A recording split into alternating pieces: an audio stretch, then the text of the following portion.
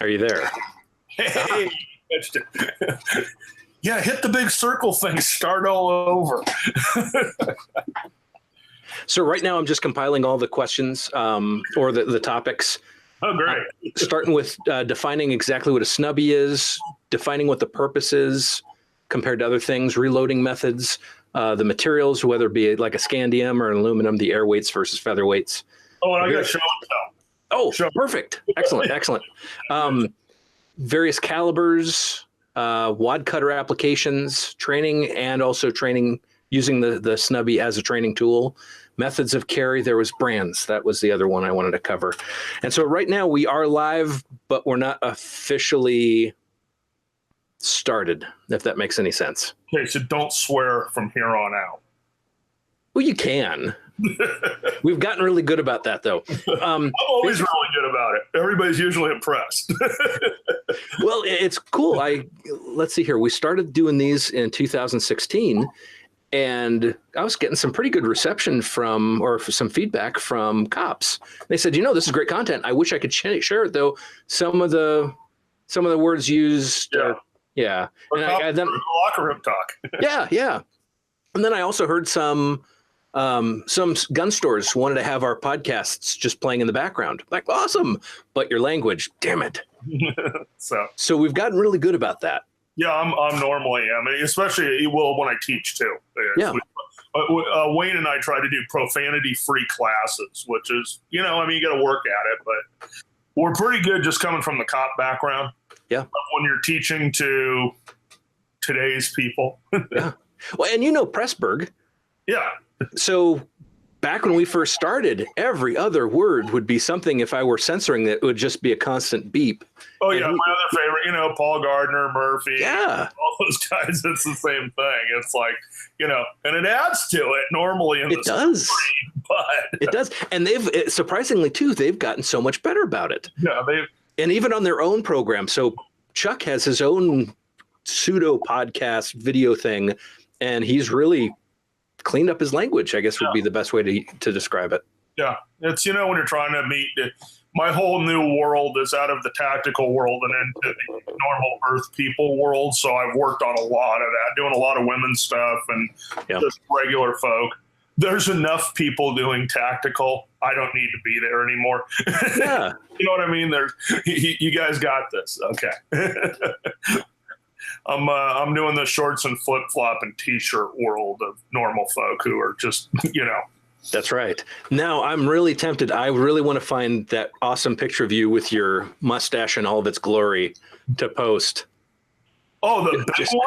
Yeah. I can send that to you. So that was, and that was my working mustache. That was working patrol. I was senior corporal by then, which is the police in my agency. It was the police equivalent of a chief petty officer, command sergeant major. It's the one that all the brass is afraid of and all the other people are afraid of. In my place, it took 17 years of street time to attain that rank.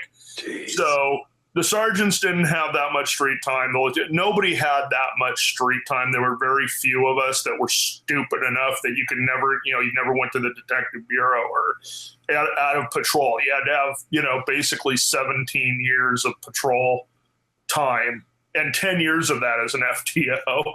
So everybody kind of left you alone. So that used to be the new sergeant thing, is they would tell them to come tell me to cut my mustache.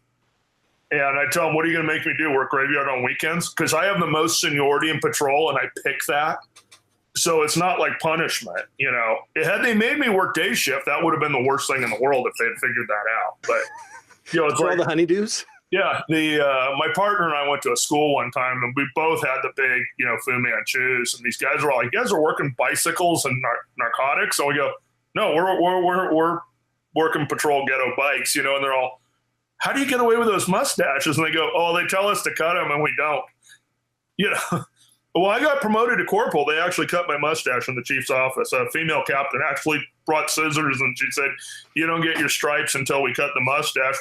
Go ahead. It's not like I can't grow that back in 3 weeks.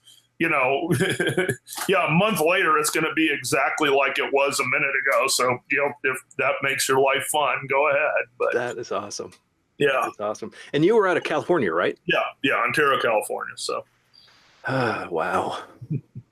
So looking at law enforcement then versus now, specifically in California, and this isn't officially the show, this is just my own curiosity. What are you seeing as the biggest differences in law enforcement? Stay in the car. Oh, there's no reason to get it. I go back every so often, and I do talk to guys I used to work with who are still there. And they're, of course, old like me, so they're really, and they just said, it's not even worth arresting anybody.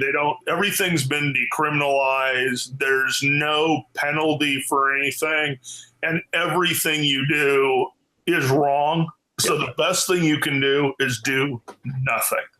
There was just a video the other day of people complaining. It was during some one of those, marathon or 5K races, and people are running by, and it's in LA, and a bunch of, hoodlum folks are out just brawling in the middle of the street. And there's two uniformed cops standing there not doing a thing. And everybody's all, hey, great police work. These guys are out just throwing blows in front of two cops.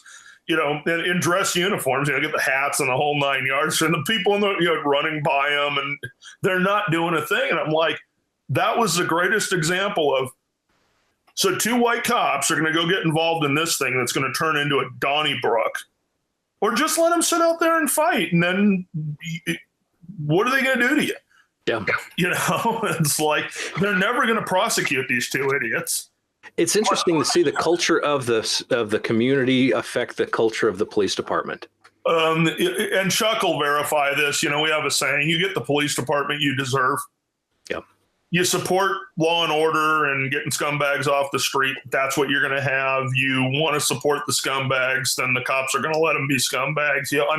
You get what you vote for. You get what your community. And Texas, which is kind of cool being here. So Dallas is going the road of California. We got this moronic district attorney now, and the district attorney, you can steal up to $750 and they won't file charges. Trespassing, they won't file charges. Small drug offenses, all that. So you can walk into 7-Eleven, walk out with whatever the hell you feel like, and they're not going to charge you. So the homeless are going bananas on this. You got the police chief just came out and said, all these poor violent felons in prison, when they get out, it's society's fault they're that way. It's not really their fault. No responsibility to the crooks. You go one county north to Collin County, where Garland is. Mm-hmm. Okay. If you're familiar with Garland cops, there's no play in Garland. Okay. Mm-hmm. That's where, Garland SWAT is on the top tier of my list of one of the best teams in the country. I mean, those guys are amazing. They're just animals. But they work in a county that is extremely conservative, and they don't tolerate anything. So right next door, if you go down to crazy Austin and Travis County, man, crooks will stop the car before they get to the next county, North Williamson County, because they don't want to get arrested in Williamson County. I mean, even they get it, So what happens here is you got these metropolises surrounded by extremely conservative right-wing places that are intolerant of the BS that goes in the middle of them. And, when I was working in California, that's how California was. I mean, I worked in San Bernardino County, which is the first county right butts up to LA and Riverside and stuff. And we're right on the border. I mean, we're the first major city east of LA County. And the crooks used to go, oh my God, you come from LA County to here, and you go to the jail. The deputies are all wearing gloves, cowboy boots. They're not there. And we used to tell the crooks, look, this isn't going to jail in LA County. You do what the deputies tell you, or you're not going to be a happy camper in jail. They're not going to let you run your sock. You're not going to be able to be an idiot in here, And they found out with us, it was the same thing. You got arrested for everything where I work. So that's what happened in California is, the cancers like Los Angeles, San Francisco, what's going on in those type of places has now inundated the whole state because they voted all the assembly people in who are all like them. It used to be, Orange County, San Bernardino, Riverside, all surrounded LA. So those were all extremely conservative places. And then LA was the island of just kind of general stupidity. San Francisco, same way. Contra Costa County, all the ones that were outlying of there were fairly right-leaning things, and the people were intolerant of crime. It's like you just do that in the city.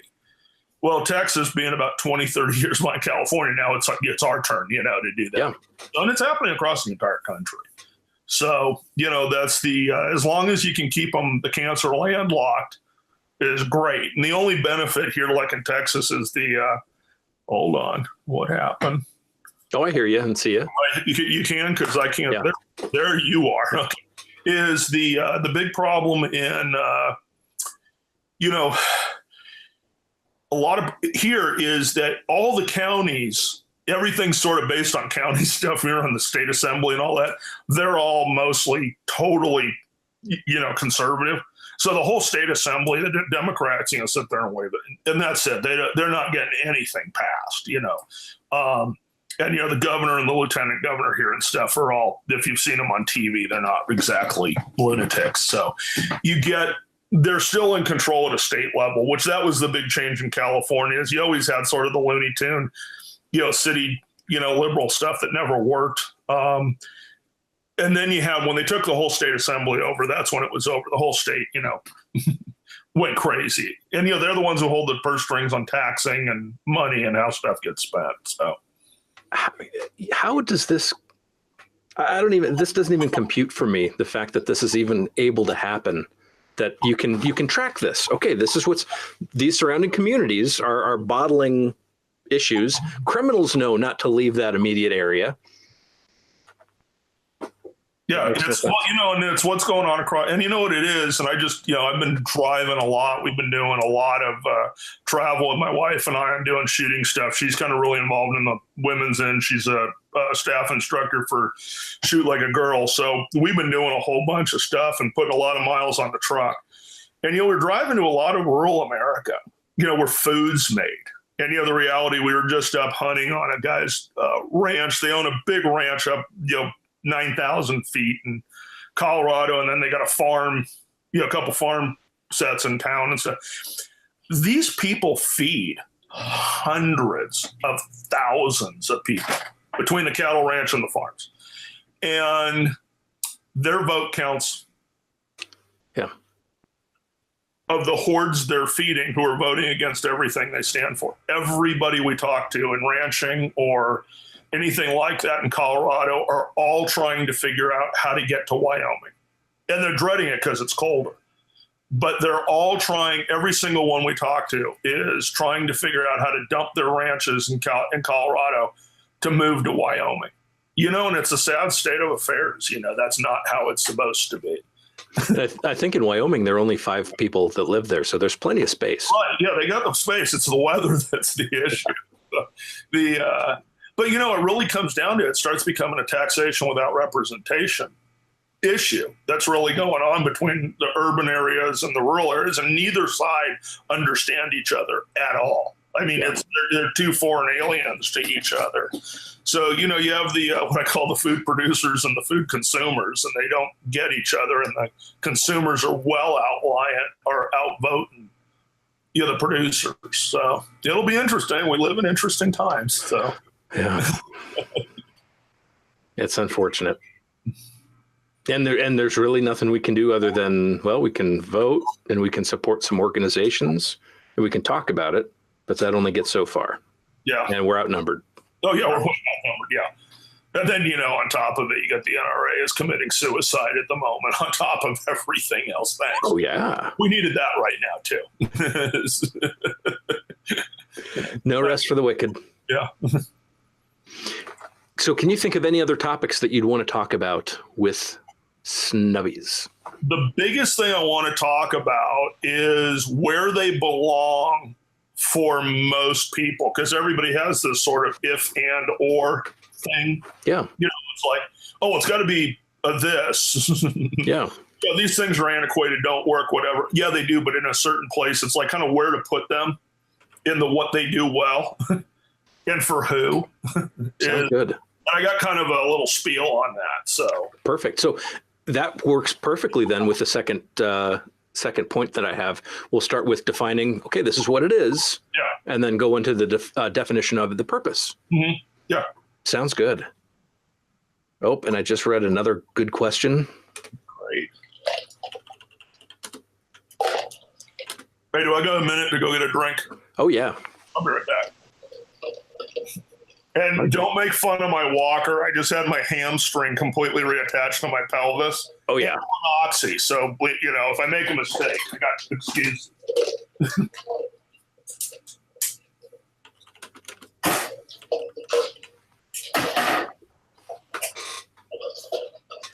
Okay, so that was just added. Largest caliber suitable for snubbies. Okay, that'll be fun.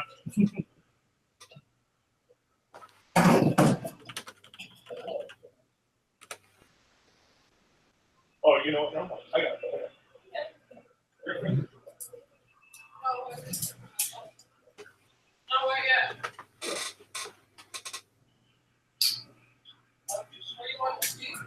Well, just take it.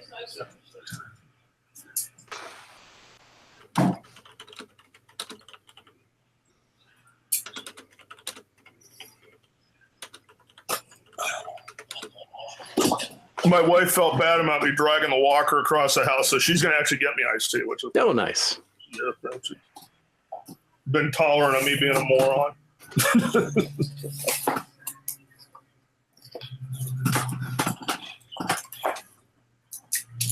So is the hamstring thing something that you've known about for some time, or did it just happen? No, I was being a moron. So in the back of the Raptor, I got a big 3 foot by 3 foot huge wooden crate. I got about, you know, 5 cases of ammo in it and spotting scopes and, kind of organize all the junk. So my wife and I are supposed to be in Lake Havasu for a 3-week vacation at our house there. So we bought these killer 12-foot kayaks. So I was going to pick the kayaks up, so I had to take everything out of the truck. So now normally I move this box out of the truck, turn around, and drop it in the garage. I mean, it weighs several hundred pounds. I mean, it's not, but, I got huge, strong legs, and I kind of Atlas ball the thing over, and it's almost like a little workout. Well, we were at our storage unit, which has sort of a downhill into the unit, and my wife had nicely stacked up all these moving blankets that were in the truck, and I just picked them up off the tailgate, threw them on the ground, because I'm going to grunt this thing into the unit. Get it lower up on my thighs, and I'm kind of walking, and I have no feeling in my left foot, and I wear flip-flops all the time. So I step on one of the moving blankets that's on, it's still in the plastic wrap, and so the plastic's slipping. And just as my wife is saying, quit being an effing idiot, right as that's coming out of her mouth, that thing slips, and I literally completely tear all 3 hamstring muscles off the pelvic bone. And I mean, this was a level of pain that was, I cannot describe enough as how bad this hurt. So she was able to get me kind of recovered enough to get me loaded into the passenger side of the truck and into the emergency room. And then, next day went in and, then they said, met with a surgeon, and he's all, they did the MRI, and then they're like, oh, well, you tore one of them off. And they said, at 54 years old, you can just leave that. It'll just roll up into the bottom of your leg, and you just use the other muscles to, well, I'm like, I have no feeling in my left foot. I got ankle foot injuries anyways. And I'm like, I'm doing too much cool stuff right now that I want to fix this. So that leg's already compromised. I don't want to be a literal gimp the rest of my life if I don't have to. So I'm going to do the surgery. So when they went to do the surgery, the guy's like, oh, no, you tore all 3 of them off. So here's what we're going to do. We're going to drill all these holes in your pelvis. And then I'm going to reach in, and we're going to take all those muscles, tie them up, and then tie them back to the pelvis, and then suture them all back together to kind of regrow. And originally I was going to have they were going to go in vertically up through the back of the thigh. They ended up going side to side, which so I got a line about, yay long my butt of stitches. So sitting down is awesome. I got this whole canted thing going right now in here, but yeah, my life has been hell. It's a 6-month recovery. Oh, wow. So I'll be on a walker crutches for 6 weeks. And then, 3 to 4 months after that, 3 to 6 months after that on the rehab. So yeah, I screwed myself up good. So I went my big November, my first big hunting trip to Colorado. Elk tags just came through. We ain't going, Got my killer elk rifle right here. That's not getting shot. Oh man. So have you figured out what you can do instead to at least do something? Yeah, I'm sitting around the house playing with guns right now, but okay. I'm going to do some inventory and stuff, probably write some junk, and then I got some stuff coming up in the training world, so I'll be working on that. I got an article I just sent to Chris. I just got a caption. Well, if you guys are ready to go, I will start her up. If you look near the top of the screen, there should be there's an add button, a mute button, and a camera off button. If you need to use any of those, they're right there. It's that's not on. Okay, hold on. You might need to put your cursor on the screen. It is. Oh. It was on there earlier, but now, there it is. Okay, now it's back up. Okay. And so if possible, if you can remember, if you're not talking, try to hit mute. Otherwise, the screen will flicker back and forth, or we might have some unintentional noise. Okay. Yeah. As a matter of fact, we had an issue with people in vehicles, and they'd have so much background noise, and they wouldn't mute. And we could sing along with whatever they're listening to. Yeah, there's that. So yeah. So the way I do this is I start it up. I do a quick shout out to the sponsors, then do intros, and then I hand it over to you guys to introduce yourselves.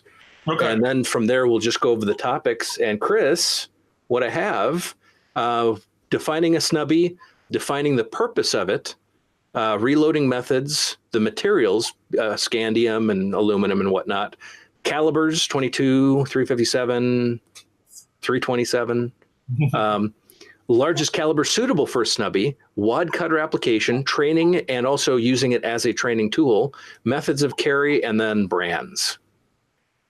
From all of that, is there anything you guys would like to add to that list? Ammo selection? Keep us busy for a while. Do you want to do ammo selection as well? I can't hear Chris, so let me see. Oh, can you hear me now? Oh, and Darryl just muted Chris. Oh, let me hold on. That's why we can't have anything nice. Well, it was already muted. Oh no, I could hear him. I can't, and it's not muted anymore here. Chris, try again. Can you hear me? I can see his mouth moving. Huh. Not weird. You want me to try to respin this again? Yeah. Okay, give me a minute. Okay, now we can talk about him. Darryl knows all the good stuff anyway, so I don't really need to talk that much. I'll just nod whenever he says something. A thoughtful. Okay, I'm back. All right, how about now? Now I can hear you. All right. What about me? Now you're the only person I can see. But now, of course. Okay. I don't know how to make you little, but that's okay. I'll look at you instead of. I guess you just hit on the person and that. Yes. There we go. Okay. Yeah. Or you can just look now at yourself. I can't hear you. God. Try again. I think you broke it. What? I can hear Chris. Now I can hear Chris, but I can't hear. Oh, weird. Let's try this one more. Can't hear Matt at all? No. I don't know, man. We have to reboot the entire internet. That's the only way to be sure. I got you. Try talking, Chris. Okay. Now I'm not touching anything. Okay. All right. Okay. From here on out, I'm not muting anything. I'm not touching anything. Well, then I will start this up. Let's see here. What do I want to talk about? Okay. And of course, I don't have the prop that I'd need, but that's okay. Hey everyone, Matt Landfair here with Primary and Secondary. Welcome to Primary and Secondary ModCast. This is episode 197. We're going to be talking about snubbies. That would be snub-nose revolvers. We had a revolver episode, probably about a year ago. We may wind up talking about similar topics, but there's a good possibility there's going to be some brand new information, especially with a brand new panel. And that's always nice to have. Before we start up, we'll shout out to the sponsors. Big thank you to Filster Holsters. So go to Filster. As a matter of fact, also, if you go to Big Tex Outdoors, they happen to have this new Filster Arc. So this is what it is. If you have a Surefire X300U and you find that the buttons, the little toggle buttons, are a little too short, that's what the Arc is. You swap out the buttons and then you can put longer ones.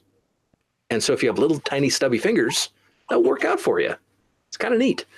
Steve Fisher with Sentinel Concepts and John over at Filster went over this and pretty much designed this, and it's pretty much a drop-in system. When you buy the package, you have multiple sets of these add-on buttons, and then you snap your existing buttons off, and then you snap on the new ones, and all of a sudden you have better reach. Amazing. Also on Filster, they have some outstanding holsters in the waistband. Appendix holsters. Specifically, there's one that is near universal, that is ambidextrous, compatible with that X300U called the Floodlight. Add that to that flex, and wow, you are golden. Also, big thank you to Faxon Firearms. If you are doing a do-it-yourself build, if you need AR-15 parts, if you need barrels, if you need pistol barrels, Faxon Firearms has quite the collection. Matter of fact, I was just talking to Pat over there just the other day. They have all kinds of cool stuff. They have new stuff. And you should probably look at them. And that would be at Faxon Firearms. And not quite last, second to last. This episode is brought to you by the letters PP and Q. Walther's a sponsor of the show. I'm a big fan of the PPQ. And I say this every time, practically. Out of the box, the PPQ is a wonderful, whether it be a duty or an everyday carry pistol, it's great. It has what I'm looking for in a carry pistol. Out of the box, I think it has the best production trigger available. Unless you're going into some kind of custom 1911 thing, this is a pretty nice, crisp trigger. Forward serrations, good capacity. The grip is just a hair longer than the Glock 19, which for me is a big positive because I just have a little less meat hanging over the grip, and it's not going to pinch my fingers when I reload because that sucks.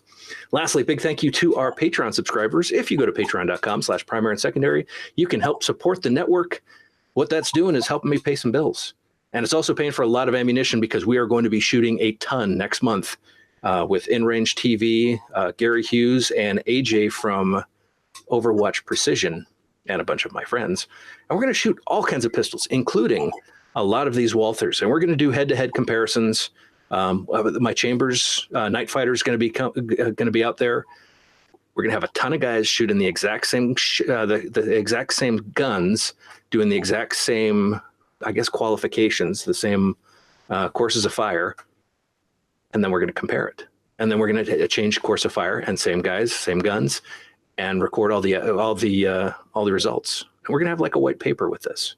It's going to be kind of cool. The shooting skills of the panel that we have assembled goes everywhere from moderate novice to, I guess, the closest thing we can get to an expert. Rather cool. I'm looking forward to it. Not only that, but we're also going to be doing a lot of 308 stuff, comparing various 308s. I'm excited about this. It's going to be a good time. We're all going to start filming early July. And if you happen to be a Patreon subscriber, you'll be getting some more updates as we proceed with this. There'll probably be some live video and whatnot. It's going to be fun. My background's in law enforcement. Been doing the cop thing for about 20 years now. I talked to people about it. I did fire for a year. Fire was a great job. I liked being a firefighter. The work was great. The training was wonderful. The people were outstanding. The hours sucked. Police work, however, the hours suck. But it's something I don't know if I could do anything else. It's a great career. I know there's a lot of negativity towards police officers. There's that whole bootlicker thing that I'm not a big fan of. It's definitely an underappreciated job that it takes all types to do it.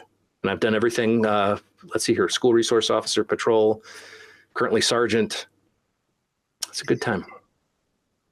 And I think we actually have a couple law enforcement topics coming up for a future podcast. So I look forward to that. So let's go into some more intro stuff. Chris, you've been here before. Why don't you take it away? I'm Chris Baker from LuckyGunner.com. We sell ammunition on the internet. And it's my job to make sure everyone knows how great we are by telling you all about the stuff that I learned by taking classes and doing research and performing experiments and that kind of thing. So I make videos and occasionally write articles or publish articles by other people every once in a while at LuckyGunner.com/lounge. And I've been doing that for about 7 or 8 years, and it's a good time. Buy ammo at LuckyGunner.com. How did you get into that? I kind of fell backwards into it. I was in between jobs. I was trying to expand my horizons as a concealed carry instructor, and was doing a little bit of blogging on the side, and had gotten to know a couple of other bloggers, and through them met some of the guys at Lucky Gunner who were at the time looking for somebody to make some videos for them. And one thing led to another, and here I am at the Lucky Gunner headquarters in Knoxville, Tennessee. Very cool. Very cool. That seems to be a very good fitting for you too. Now, growing up, did you do video type stuff? Yeah, not growing up. I majored in that in college. Oh, cool. So I had a background in that, did it professionally for about 7 or 8 years before this job. Very good. And then we have that guy, that Darryl guy. Yeah. Take it away. Darryl Bolke. First thing I just want to say, Chris Baker is one of my favorite people, and the Lucky Gunner Lounge is like where I send everybody to on the internet, because for information, because it's safe, that you're going to get great information without a bunch of nonsense. So yeah, I just want to throw a shout out to Chris, because he is one of my all-time favorites. So Love you too, Darryl. with that said, Darryl Bolke, a retired police officer from Southern California, as a senior corporal there. I started out prior to police work working at a police equipment distributor while I was in college. In the 80s, clientele was pretty extensive. Everybody, all SEAL teams down in San Diego, a lot of SWAT units, Marshal SOG, just, had a lot of access before a cop. Was a competitive shooter then. Did the cop thing, learned an awful lot. I was blessed right out of the gate. I got assigned to as a firearms instructor for SWAT because I shot better than everybody else. I also knew at 24 years old I didn't know anything, so I went out to LAPD, got my, cut my teeth with Larry Mudgett, Scotty Reitz, John Helms, Ralph Morton out there, and you can't ask for better people to learn this from. Implemented a good firearms program, worked a lot of different assignments, all in patrol, everything from, anti-crime, graveyard patrol most of the time, Vice, did ghetto bicycles for about 4 years, did air support for 4 years, FTO for 10 years. So I did a lot of different stuff. And then I got hurt pretty bad on the job and got forced to retire. Done a lot of corporate investigative work, done a lot of bodyguard executive protection work. Still doing some of that. I'm a little grounded right now on my destroyed hamstring that just got reattached. But, write for a bunch of the gun magazines, do gun guy stuff. I'm a complete gear, aficionado. I've owned my own police equipment store, worked at them, done the whole thing on about most ends of the industry, was pro staff for Aim Point. And then, kind of in retirement, I got kind of a bit sick of the whole tactical world. It just happens, and got into something that makes me happy, which is collecting old revolvers. And I've learned a ton about training and where everything we do comes from on researching guns from the 20s and 30s. And some of that will come into this when we're talking, but it's an incredible, kind of process to learn through actually handling the guns on why things are the way they are. Why, point shooting was so prolific, but we knew it didn't work.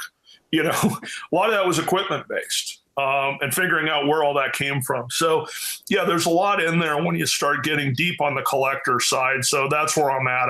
Most people will tell you. And I got some really cool stuff here to talk about that'll make some points on some guns that belong to some legendary gunfighters. And to make the point that, there's a lot of work that can be done with these things. So if I understand correctly, what you're saying is this is not an obsolete solution. Okay, so I'll just dive into this. Here's Uncle Grumpy's diatribe on what these are good for. Oh, before we get in there, let's define what a snubby is, so we can frame this. Basically, it is a small to medium frame revolver, barrel usually less than 3 inches, most often with fixed sights. and usually in a medium caliber is pretty good definition. Now, some of them are going to be, very small calibers we'll talk about. Some of them are big bore snubbies. We can kind of venture into that in a bit. But in general, there's stuff like, your classic J-frame Chief Special, your classic 2-inch K-frame M&P Model 10. Those are the type of things that are sort of your classic snubs. And then, you can, like I said, we can get smaller and bigger on both ends and some calibers, but generally that's what we're talking about. On the Ruger side, you've got like the SP-101, the LCRs, that genre size gun. So that's kind of where I'm at. Chris may be able to add some to that, as he is the monster fan of the 327, which I'm sure we'll talk about. So. Yeah, I have nothing to add on the definition, but I can throw in my 2 cents on 327 at some point. And I do have 327 specifically listed. Good. So we will be getting into that. So yeah, let's jump right into that purpose that we discussed about a little bit earlier. Now, for me, coming from a heavy law enforcement background and then into the private security side of things, of protecting people and stuff, and then now as an old retired guy, I look at it this way. You have two purposes for guns, or for handguns, basically. Is, they're convenient, easy to carry, all the stuff that, if you don't have a rifle.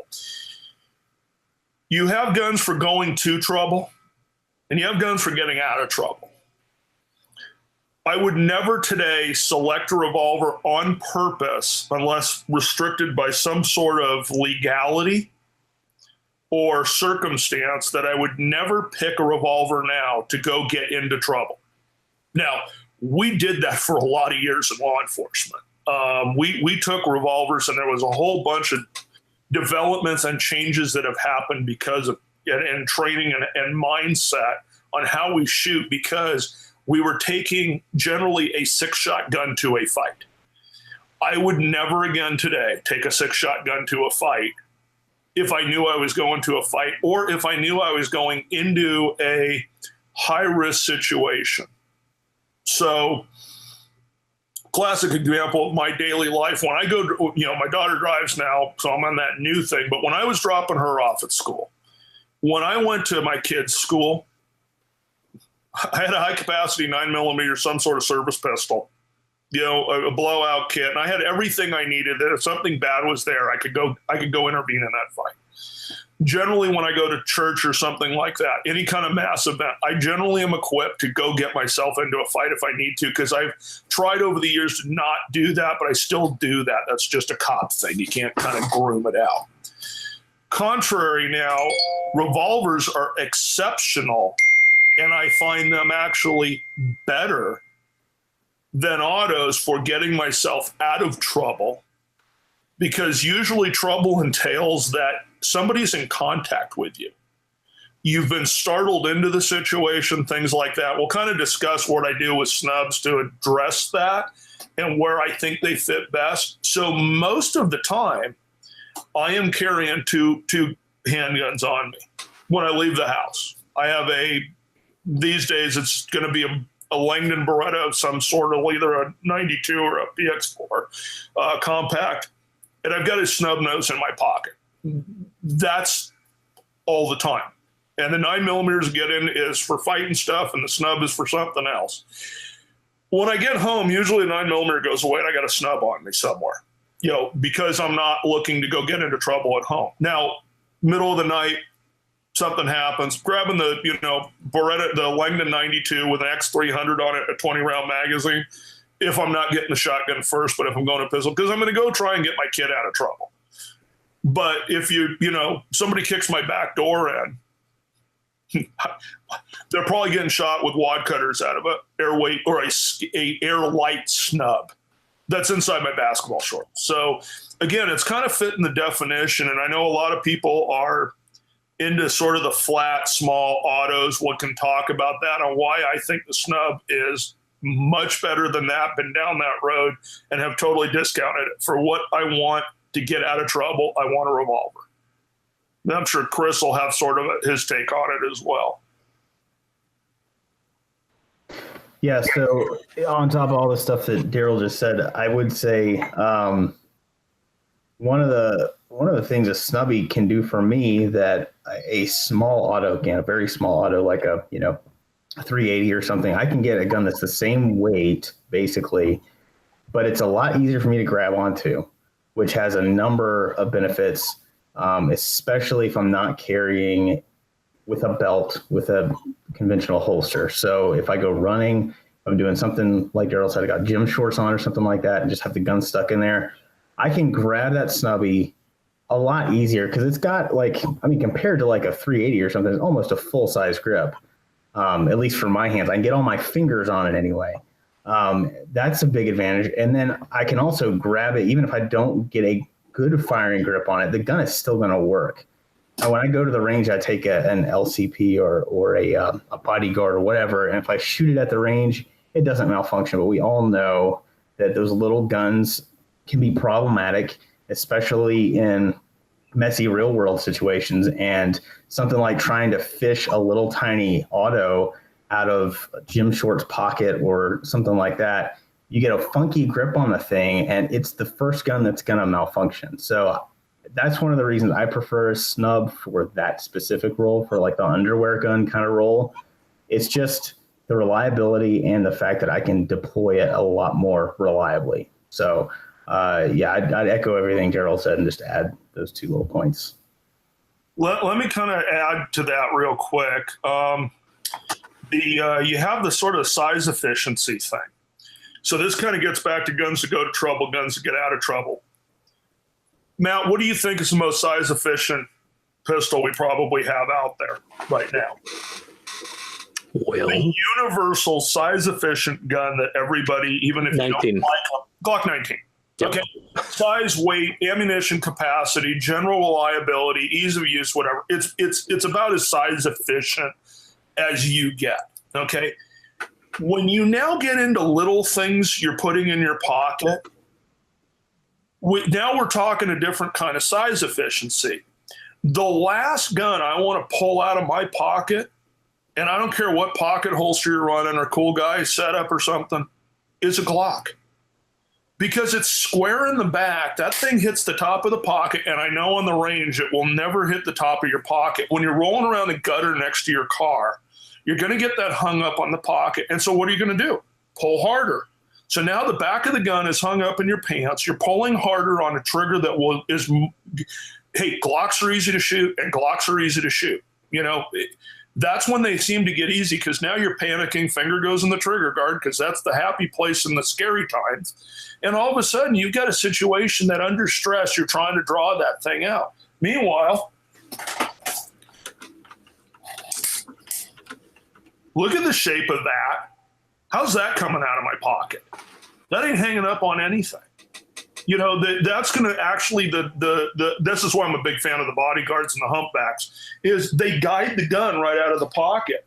You look at the Centennial, same thing. It's a ramp to get it out of your pocket. So, and then you add that efficiency again, like Chris was talking about, all these small caliber, flat little autos. If I can pick every shooting that ends up with a malfunction right out of the gate for somebody, those are it, because you never really get a great grip on them, which they need. Your grip is usually compromised, and the situations where you deploy these are usually going to be, for most people, counter-robbery. What happens in a robbery? The crook has to touch you.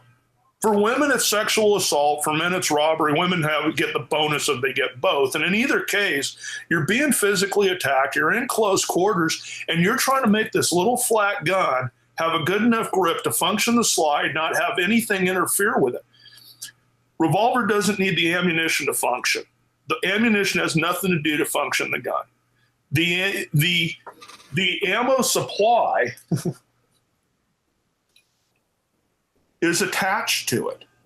That doesn't come off. I can tell one funny story about that coming off, but in general, these don't come off. You take your Glock 19, take the magazine out of it or get it discharged in a fight, and you have a one-shot piece of junk. You have a non-functioning thing. these things tend to, and Chuck Haggard and I have talked about this a lot. And Chuck Haggard, it's funny because everybody says, well, revolvers are more reliable than autos. No, they're not.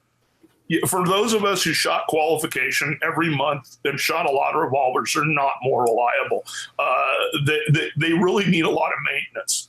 And when they break, they need a gunsmith. Where they are more reliable is in actual street shootings. You take a revolver with clean ammo, and you haven't had anything happen to it since the last time you shot it. So it's clean, well-maintained, and has decent ammo in it. That gun is just going to work. It's just that simple. That gun's just going to work. Meanwhile, that auto, so many things can go wrong. And that's why I carry both. So every negative to the semi-auto is a positive for the revolver. Every positive to the revolver is a negative to the semi-auto. What's the problem with the revolver? They have very limited capacity. And, reloading them in the middle of a fight is a kind of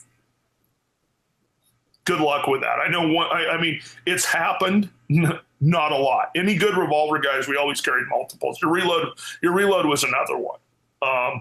We got one of our regular students in class. The guy's generally carrying 5 snubs on him. He carries basically 5-shot shootable speed loaders. He ain't loading. He's going to somewhere. He's got one on each ankle, one on each side. Got him everywhere. And that's his normal everyday thing. He's carrying 5 airweight snubs. But I'll tell you what, I don't care where you assault that guy or what condition he's in. And he's looking, his whole world is he just doesn't want to get robbed and assaulted. He's going to access a gun. So again, you get that accessibility. On top of it, that accessibility is, not real good for some of these small autos.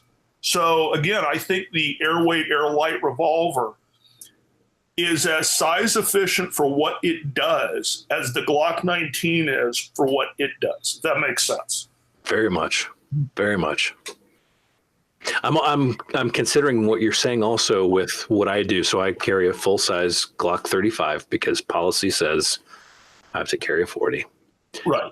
And then in my left front pocket, I have a Glock 42, 380. I'm not carrying a reload for that though. I don't intend on carrying it. Snubby easily could take that job. And and here's the thing. So think of yourself in the middle of your typical, and I've been in enough of these to know how they actually go. You're fighting for your primary gun. You're rolling around the gutter with some felon who does not want to go to prison for the rest of their life. And it's usually those guys who will go hard. The 3-strike, I'm looking at life or whatever the heck I just did. How good are you rolling around on the ground with a semi-auto in your support hand? And then on what's likely going to be a contact shot. And a contact, yeah. Contact shot. Yeah. So that's where, the snub revolvers are really, really good. Here's the other thing, too, is on some reality-based stuff. So I used to carry a lot support side to contrary the auto. Now I carry them both actually strong side, and I'm going to go to a blade on the left. I just tend my support hand. I tend to be better at sticking things than I am at shooting things. But and I'll run some stuff support side depending on what I'm doing, but particularly when I'm in the urban environment. And for the last job I had, I was going to downtown Dallas every day at bad hours on the DART train, which anybody who's been on the DART train knows it's typical public transportation. The fact I never killed anybody on the train, but I had multiple robbery attempts while I was working. So I went to the snub in my strong side pocket. Here's the reality. I walk around in places like that with my hands in my pocket. I'm very, I don't look aggressive. Hands in the pocket is generally considered sort of a, passive thing walking around. Here's the reality. I can step out on any range, hand in my pocket on my J-frame, blow the buzzer. I will give you a sub 1 second hit to the head at 3 yards every time. Now that's not in my, hunched over, getting my shirt ready, waiting for the buzzer. The reality is walking around every day with my hand on a snub in the urban environment, which I do all the time. I have a actual real, honest to God, 1 second draw to hit. There's a lot of people who are much faster than me, much better than me, but I guarantee under street conditions that you just walk up behind them and hit a buzzer, you ain't getting a 1 second draw and fire. You ain't going to get a 1 second hit. Just walk up to them in the middle of their daily thing, and they're not. Where, for me, walking around, like I said, in areas like that, I get hinked up about anything, hands in the pocket on the gun. And that stopped a lot of issues. Crooks realize that, too. When they're walking up to you with their hand in their pocket like they got a gat, and then you smile at them, and you're looking at where this thing's going to hit, and I start the draw, and they realize that they're a bit behind the curve on this, that your victims aren't supposed to smile at you. You know, dude, you're going to get so zapped right now. And it's, you know, it's a good option. Chuck Hager and I have basically kind of come to the conclusion there's not much with an airweight snub in each pocket and a small fixed blade midline. There probably isn't much we couldn't handle in life. And a lot of it is we know what crooks look like. I had that conversation with Craig Douglas too. It's like, Darryl, we can get away with carrying snubs because we know what crooks look like, you know, and how to stay away from them. But again, those are get out of trouble guns. You know, those are good. I've done Cecil Birch's classes, you know, with an AIWB rifle. Craig Douglas has said nobody's really suffered from running a small revolver in his classes. You know, when you're rolling around, and they're hard to get out of your hand too, which is another added, again, part of that size efficiency. Trying to get that out of my hand is going to be hard, especially if I get two on it. I mean, there's not just the leverage points of these are different, and they tend to be real good about staying locked in, especially when you're working on contact shots and inside of close quarters and fighting with. So. That's kind of reminiscent of something Chris said last show, talking about the unsexy aspect of being able to identify people, being observant. And it's not the cool, we can talk about guns and stuff, but it's real life. Yeah. Situational awareness is a thing. So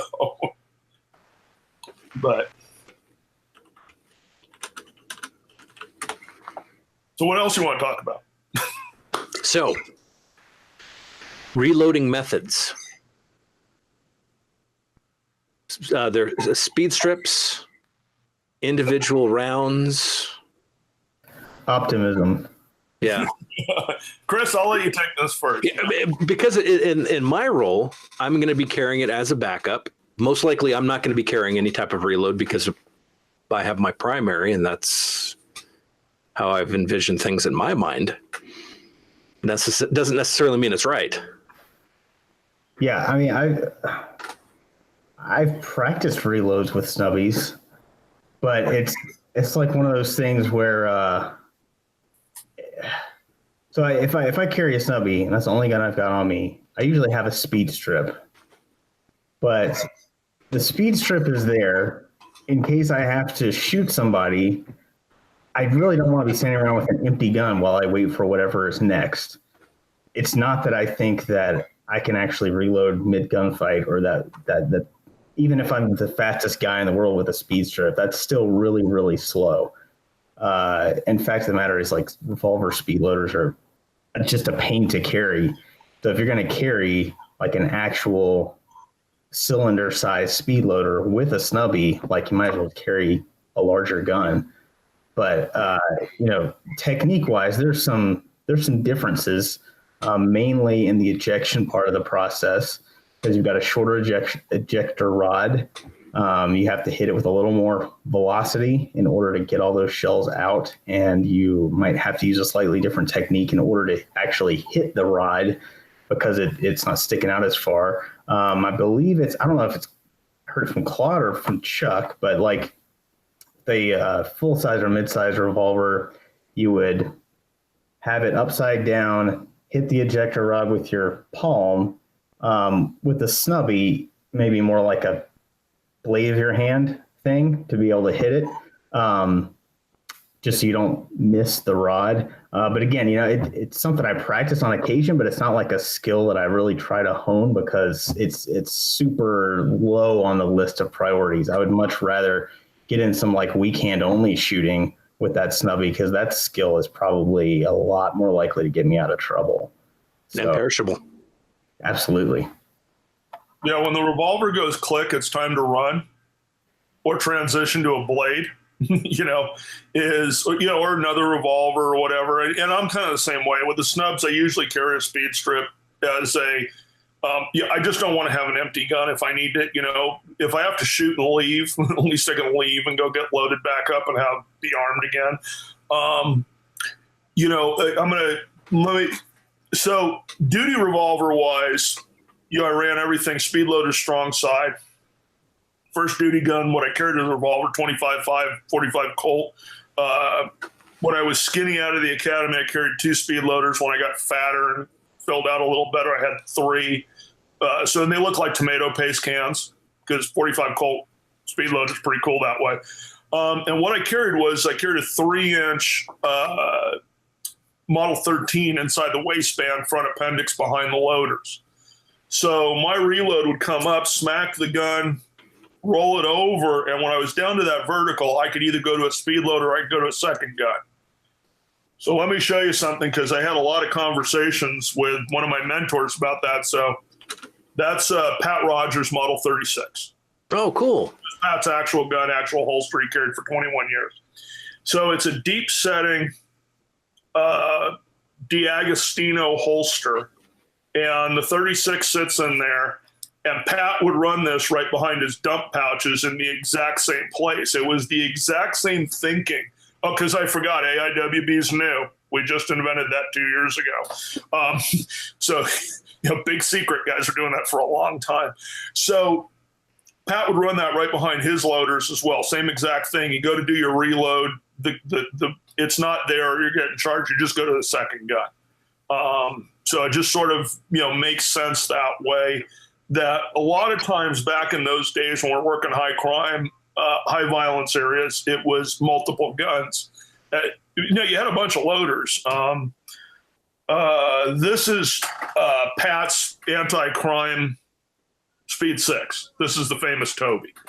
So Toby, Pat did get into a shooting that took a reload in the middle of the shooting, and he actually pulled it off on a speed loader.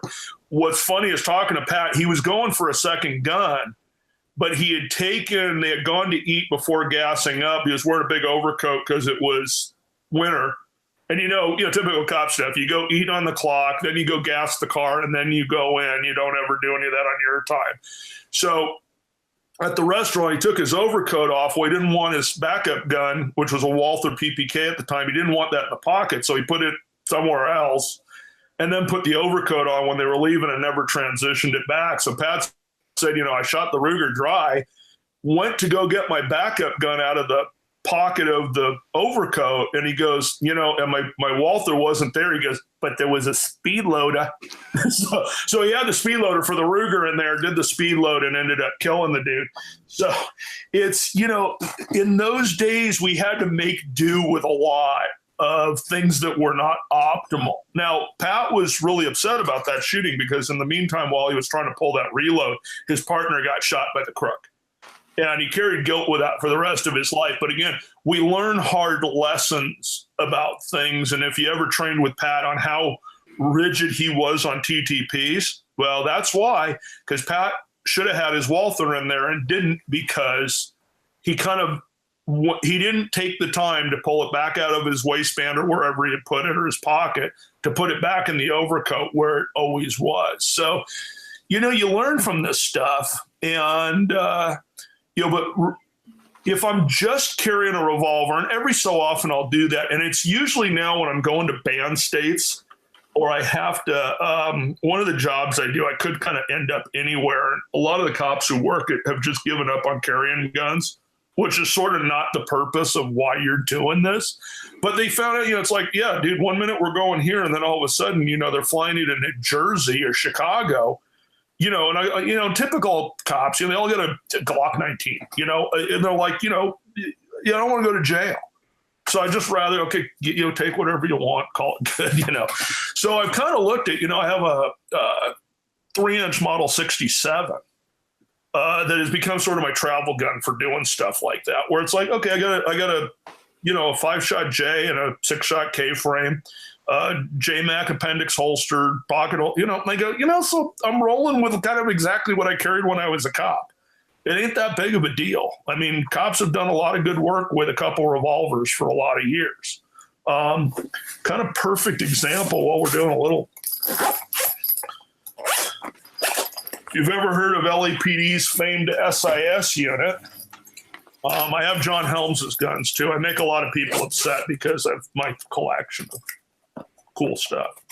So working the most violent criminals, most in crazy cases in LA, John Helms primary, 3-inch model 63, model 64. Kind of.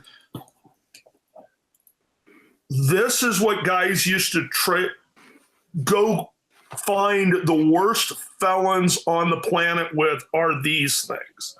You know, these were the Glock 19s of their day. They're not, you know, you could do a lot of good work with them if you understood sights and trigger press. And then that's John's backup is this sort of looking. Is that kind of looking familiar? Like two guys on opposite sides of the country are carrying basically the exact same thing? Yeah. So I'm sitting here thinking if two guys who've been in a boatload of shootings have hunted the most, you know, worst of the worst criminals on purpose and managed to live with these things, for John Q. Citizen, they'll probably work pretty good for you. And again, if you go in with the attitude of, I'm using these to get out of trouble with, if you look at the administrative handling on this, I can look at this quite easily. I can tell if it's loaded or unloaded. How many people do you see that are actually out there carrying concealed and not in our circle of training junkies like us, but of the normal people and even most of your typical cops these days? Matt, how many people you see who can't do a basic, safe, loaded chamber verification? You know, people don't do any type of press checks. You don't do that. Okay. You don't have to do that. That's dumb. But how many people have you seen who cannot do a basic loaded chamber verification? Not many. On a Glock, not many. And here's my problem. You can't safely tell if it's loaded. Those people should probably be carrying something they can tell is loaded or not. You know, my daughter, I trained her very early. At, you know, like 8 years old, she could tell that a Model 63 was loaded or not just by looking at it, and was able to do all the manipulations to be able to figure out if that 3-inch medium frame revolver is loaded or not, how to set it up to dry practice, how to do that.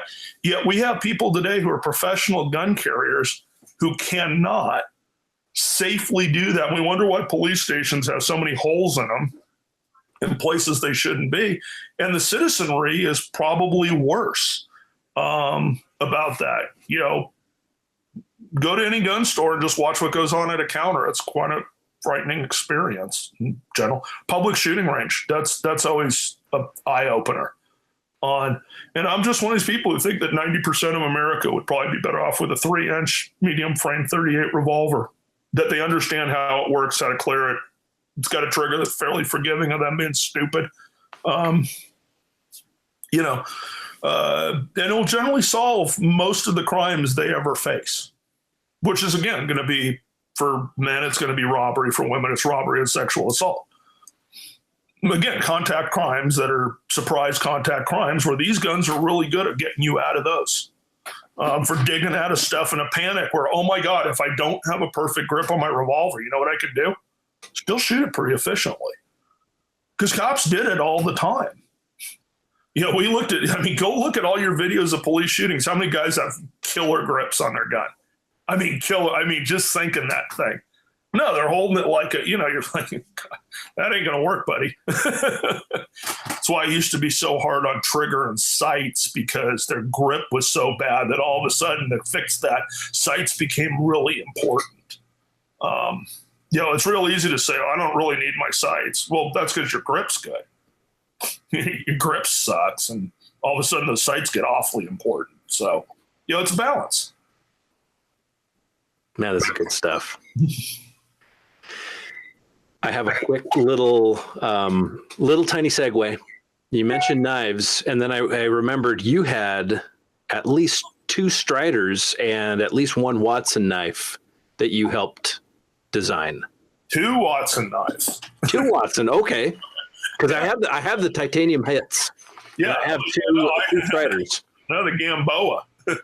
So that's the Gamboa I did with, and this one's SM100, which is, it's about $1,000 worth of little knife, and I don't go anywhere 24/7. It gets hung up on the bedpost going to bed. It gets put on when I get up in the morning.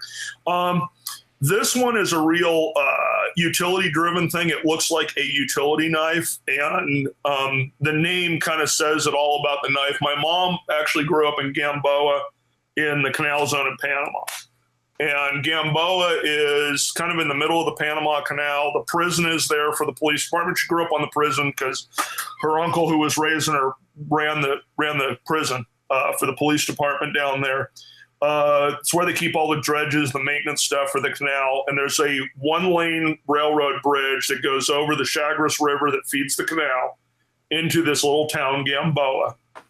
And after that, it is the end of the world as we know it. It is the worst jungle in the entire world right there. And so I kind of designed this one as a utility knife that could do all sorts of good, just cutting stuff. I mean, it'll cut up, do deer and get you out of airplanes and do all the other great stuff. But it's also designed that if the way the grip works in every grip, you can flip that thing into any grip and you can make it a defense tool, just kind of depending on how you grip the knife. Where the Hits knife is more of an undercover DB, where it's pretty much designed to stick things. It's designed to sink penetration. It's more of a anti-personnel knife. The original DB and DBL from Strider, those were basic cop sharpened pry bars. The grip design was the biggie on those more than anything, and then sort of the width to length that you could pry and not break knives. So they were, most cop work, you're just prying stuff open or burying it and things, I tell people the DB is for everything to not use your folder. If you shouldn't use your folder to cut, go to the DB. It's designed to be used with a folder. So it's designed that, you want to cut an apple or clean a fish, you use your folder. And then if you want to, break a fence or breach a door, then you use the DB. Or, like the guys found out with the Air Force combat rescue guys, when your minigun stops working, just shove it in there and start cranking all the rounds out, clear it, and go to work, and your knife won't break. So those are the biggies on that. So, I'm a big knife guy, too. And that's, for me, where the blade, to me, is more of a happy place weekend or support hand thing. I usually use support hand. It's not my other strong hand. It does support stuff, and that does everything else. So I've kind of gotten to the point where everything I can do with my support hand, I do. My strong hand, I do. And the support hand does support hand things, which is, opening doors, going to stuff, or when that one doesn't work anymore, then, so all the firearms training I do support hand, it's one hand only, because if I had this one, I'd be using it, I'm not a big switch, ambidextrous, whatever, because I find you end up sucking with both. I'm going to devote the training time. If I have to divide some training time for support hand stuff, I'm shooting support hand only, because that's makes more sense to me. And that's where these things come in, because they won't malfunction, use support hand. They're very difficult to kind of reload support hand. So they're sort of a 5-shot, bang and get out. But, in your situation now, working patrol, I usually set up bladed on the left side. My backup was on my ankle. And so usually going for me, it was always on a weapon retention. The idea was always to go to the blade on the support side. So, but if you're fighting over your G35 and you pull a snub out, it does a pretty good job at contact distance of changing people's mind about how important it is to take your gun out of your holster.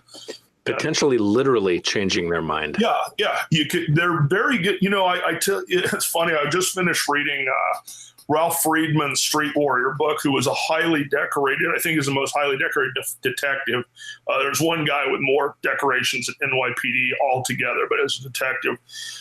Friedman's book, just really kind of was the same. It's almost like reading Pat stories about the 70s and 80s at NYPD. And, one of the shootings he was in, him and his partner, 18 rounds in a hallway, crooks absorbing all this rounds. His partner's getting shot and stuff. He said, at one point he just rolls over, puts his 38 dead center of the guy's chest and pulls the trigger, and it was over. And one of the things in the training industry that drives me bananas is the whole acceptable target thing. When we're talking about anti-personnel shooting, the acceptable target's 5 inches here or 5 inches there. That's it. They're the same, is what your acceptable target is. People, if you don't hit them in the heart of the brain, they go for a while on pistol bullets. And so you'll hear all these wonderful stories. Well, we hit them in the chest, or we hit them. Okay, those are hits in the chest, but those aren't in the pump. Everything I've ever seen, including the guy I don't, you hit them in the pump.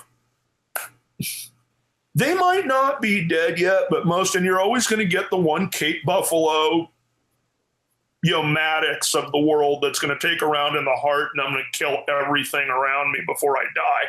They're few and far between.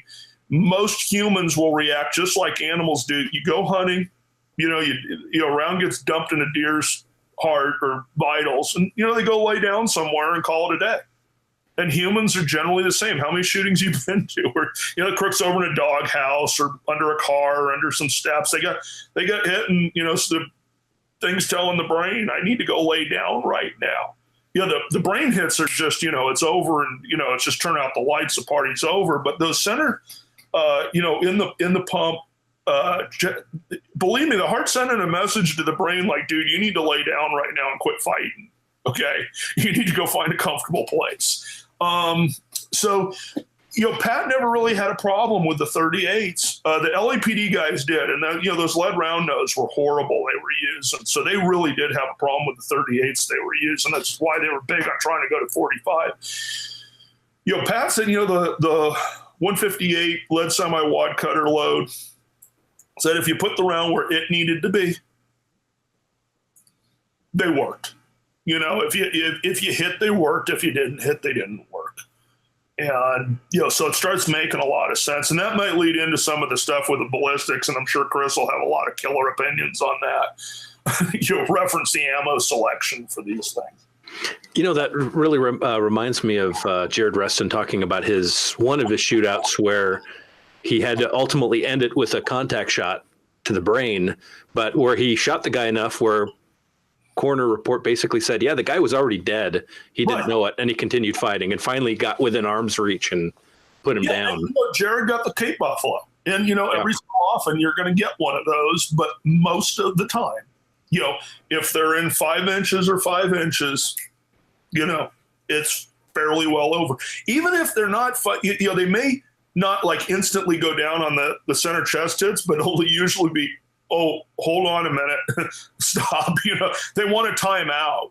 That you'll get those funny last statements of, man, you shot me. They're not fighting anymore. They're just looking for a resolution on this thing at this point. So, I kind of subscribe that if it's outside of the black on a B8 on either one, you're probably going to have to keep doing it. And, these little guys are real good for putting where you want the round to go. Just put it there and pull a trigger. Ears, any orifice on the head, put it in and, pull. And, that's where your, LCPs and your little micro, they don't do well at that stuff at all. These things excel at it. That, when you're rolling around in contact and you can pick the spot. One of Cecil Birch's classes I did, rolling with a guy, and that class really teaches you like when to go for a weapon and when not to. Some poor kid was rolling with Chuck Haggard and had everything taken away from him. I'm going to go to a knife. That's gone. Chuck took that, then the gun, then this, you get shot with all your own stuff. It's kind of pathetic. So one of the guys, I'm rolling and was able to get him rolled up, get that J-frame out. And I literally could put it right in the dead center of his spine, just below the neck, and go bang, and it's like, okay, that's a fight ender because I actually know that hit the spine. Because I could feel it was between, two bones in the spine. So when you put the thing between the discs or you put it in an ear or, a mouth or eye hole or something and press, you're going to be in pretty good shape. And that's where these things are good. And again, look at how many robberies, how many of these things end up at near contact distance that you can actually pull that off. Or, it's a 3-foot shot. You can't depend on it. You still need to train with these things at distance in case your emergency doesn't go as planned, which you'll have. So you should be able to hit 10, 15 yards with them. But the reality is they tend to do real well in close quarters where most stuff tends to happen. Darryl, I've got a ballistics question for you. If you take a handgun and you make a contact shot with like ballistic gelatin, you can see like the gas going directly into the wound channel, and it makes a really dramatic temporary cavity, way more than you would have if just the bullet went in from a few feet away. Like in investigating shootings and that kind of thing, have you seen that effect? Does that have a terminal effect? It's a thing. It's a real thing. And, I'll give you the one round that is that we used to see a lot of, and a lot of legend was built on. Full House 357 Magnum and the old stuff before flash retardant was a thing. So some of the early wound ballistic stuff done in gel, 357 mag through the work that was getting done by the wound ballistics guys back then was really kind of, Dr. Fackler, Gene Woolberg. I was friends with Gene Woolberg, Mike Bullion up at California State DOJ. All these guys were doing kind of this deep work with the original gel stuff. 125, 357 threw everybody's numbers off. It was a very above average performer in gel, yet had this street reputation that was insane for stopping people. So one of the benefits those guys had, because when you're actually working, everybody, this wound ballistic stuff, I'm going to tell you from working 75 plus shooting investigations of officer-involved shootings, nobody sees that stuff. I was never allowed to see the files on my own shootings. I was firsthand involved in the investigation, but nobody outside of that little circle gets to see this stuff. I used to call one human being post-shooting to give them results of forensic stuff on the wound ballistics, Gary Roberts.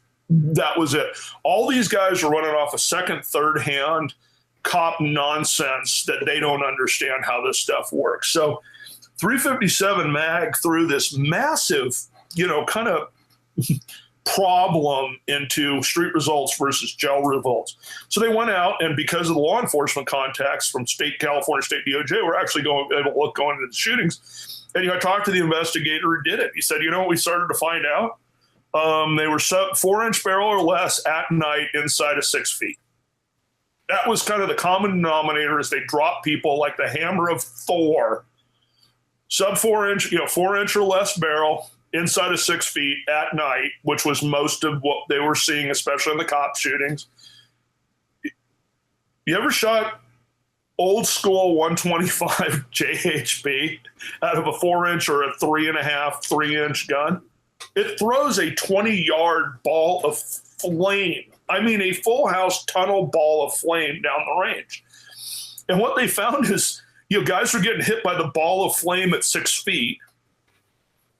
And every ounce of your body is telling you, oh, you want to lay down right now. Duck. And, they were finding the crooks would go right down because they were getting hit with this muzzle blast that was insane. Now, park that inside of somebody, and those were just fatals. You're incinerating the wound channel. So, yeah, it's a thing. Best friend who mentored me most of my life was involved with most of the killer behind the scenes kind of Cold War stuff. He had trained with GSGN, GIGN, GSG9. Was very close friends with Wegner from GSG9. Very close friends with I was in his office when he got the personal phone call when Charlie Beckwith died. So that was his sort of circle world. And he goes, yeah, we loved 357 mag snubs back then, especially for doing, counter aircraft stuff, tubular assaults. Because, dude, he said, we call them 38 special with a flashbang.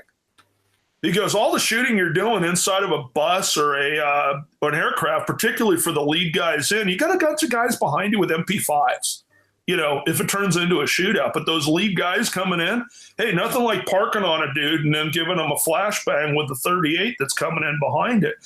The noise and flash is a thing when you're inside of a yard or two on the receiving end of that. It is a real honest to God thing. It was funny, a couple of years ago, I bought a brand new, and I shouldn't do this because I know better with my hands, but I had a big addiction to 44 mag snubs. Big bore snubs were like my thing. I thought the greatest stuff ever. So I bought a brand new, like 2 3/4 inch 44 mag, and I'm doing a demo for some cops, load up some full house 240 grain thing. Bam! And I'm like, the hell? What happened to this? I mean, it kind of hurt, but it was like, where's the explosion? And it's like, oh, they're putting flash retardant in this stuff now, This is that good ammo that doesn't throw balls of flame. I used to shoot that stuff in our indoor range at the police department. So 25-yard, 4-lane indoor range, shooting 240 grain full house, old school Remington 44 mag, overpressure the range. You got to get the ammo for that now. Yeah. So I would always practice with specials down there because I learned after the first couple of rounds not to shoot full house mag. But guys would come down, hey, what do you shoot? And I go, 44 mag snub. Oh, can I shoot it? Oh, sure. Round 2, they're done. They're not getting 6. It's like a hand grenade going off, and then your head hurts and your nose is bleeding a little, and it's all a bad thing. So, yeah, and imagine being in front of that. There's a thing to that, and 357 SIG, everybody's saying it's the same. It's not. It sort of lacks the ball of flame thunder. I find it to be a good round as an anti-vehicle round, but we had that before. It was called 38 Super. Yeah, 38 Super Auto is sort of that round. I didn't get it. It's a round I've never understood because 9mm sucked, so we had 40, so that sucks. So we knocked the 40 to 9mm, and it's like a 38 Super short or something. I don't, again, a lot of these things confuse me as to what they're for, but it says a thing. So it's 38 Super that fits in SIGs and Glocks. Okay, got it. So. Okay, so we talked about the big fireball, and didn't we have a discussion where someone was saying that there were more, and it had to have been recently. Yeah, I mentioned that last week, and I couldn't remember who I was talking about, but it must have been Darryl because that was the exact same story I had in mind. Yeah. Chris and I have been in a class or two. Funny how this all kind of comes together. So how about these materials? We have aluminums and scandiums and even polymer.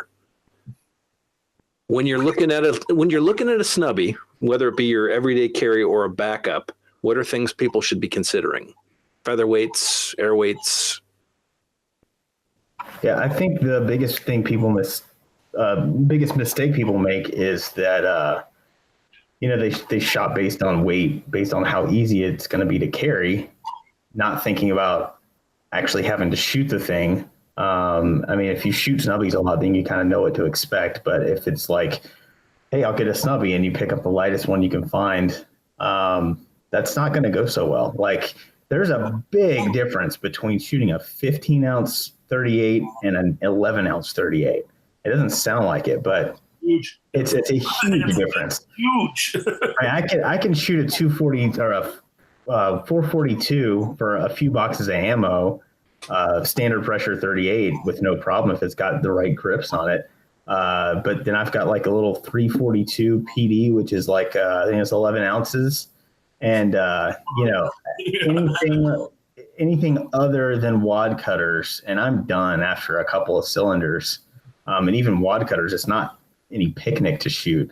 So knowing what to expect is a big deal. And you can't just look at the weight either, because the LCRs, they recoil a little differently than the J frames. Some people feel like they're not quite as bad relative to their weight. The standard 38 LCR, I still don't think is great for a novice to be shooting a whole lot of. I think the 357 LCR is a really good compromise, because it's a polymer lower and a steel upper, whereas the 38 version is a polymer lower and an aluminum upper. So you've got about a 17, 18 ounce gun, maybe about 18 ounces loaded with the 357 LCR. You put 38s in that, and that's pretty easy to handle. I think that's a very good middle of the road for the average non-snub enthusiast. And then the aluminum 442s, 642s, same gun, just different color basically. That's aluminum with a steel cylinder. That's the heaviest lightweight gun that Smith & Wesson makes. The heaviest would be the steel frame version. The steel frame snubs are great if you want to shoot them a lot. I think it's great to shoot the steel ones, carry the aluminum ones, that if you want to buy two. I don't like carrying the steel one, just because if I'm going to carry a gun that heavy, I want more gun than that. But there's nothing wrong with them if you don't mind carrying something like that, like on a belt holster or whatever. What have I left out, Darryl? Oh, I think you got it. For me, if you're serious, I tell people get a steel version of whatever you're shooting in your carry gun, so you can train. So you can actually go out and train. My primary shooting snub is a 2 1/4 inch 649-3. Excess sight on it, and I'll carry it. It's my fancy pants gun. I call it. It's going to be my retirement gun when I live in a place where I don't need a gun, because I'm going to carry it, and it's Purdy gear, shrunken buffalo leather. That's pretty awesome. So that's my one. I'm going to go out and train and I want to shoot. But most of the time, I'll tell you, these air lights with the arthritis in my hand, like this gun here, it's been shot 10 times. It'll never get shot again. It's 10 rounds. I know it works with, and where it hits with wad cutters, that's it. I'm not shooting that gun a lot. So I will shoot the 42s, the 6 series guns, so the aluminum frame steel cylinders. I'll train with those. I consider the bottom for me, the guns I actually carry most as a backup. So I divide mine into 2 things. I've got what I call Rule 1 guns. And a Rule 1 gun is just to have a gun. I carry them in basketball shorts around the house. They're little super lightweight guns for when I don't think I need a gun. That makes sense, I don't need a gun today, so I'm going to carry this in case I was wrong. And stuff, I don't have a belt. The guys who, hey, I'm carrying my, weapon mounted light, Roland Special, optics mounted AIWB 24/7. Okay, sure you. First thing is, sure you are. Second thing is you have no life. You're living in, I don't know where you live, but it's not, man, the first thing I want to do is get out of a pants with belts, and my pants weigh like 10 pounds. I'm wearing Duluth fire hose, everything, all the pockets. It's a man purse. My wife looks at me like I'm insane. Blowout kits and spare guns and spare knives and all sorts of crap. That's how I leave the house. As soon as I get home, the one thing I want to do is slide in some basketball shorts that don't have a belt on them. So the last thing I want is a gun that needs a belt. So these little things, and this is what I carry the most, that little clip on there, it goes right in the thing, and a little lightweight Emerson. This one is Daddy's baby lately. So this is a Airlight, it's an Airlight PD. It's a 340 PD with DNL sights on it. So it has like real sights, but it weighs like 11 ounces. This is a really cool gun because I can actually shoot it pretty well because of the sights. But since my significant injury, and I don't like having any sort of pants with a belt on right now or any weight, that's been the go-to.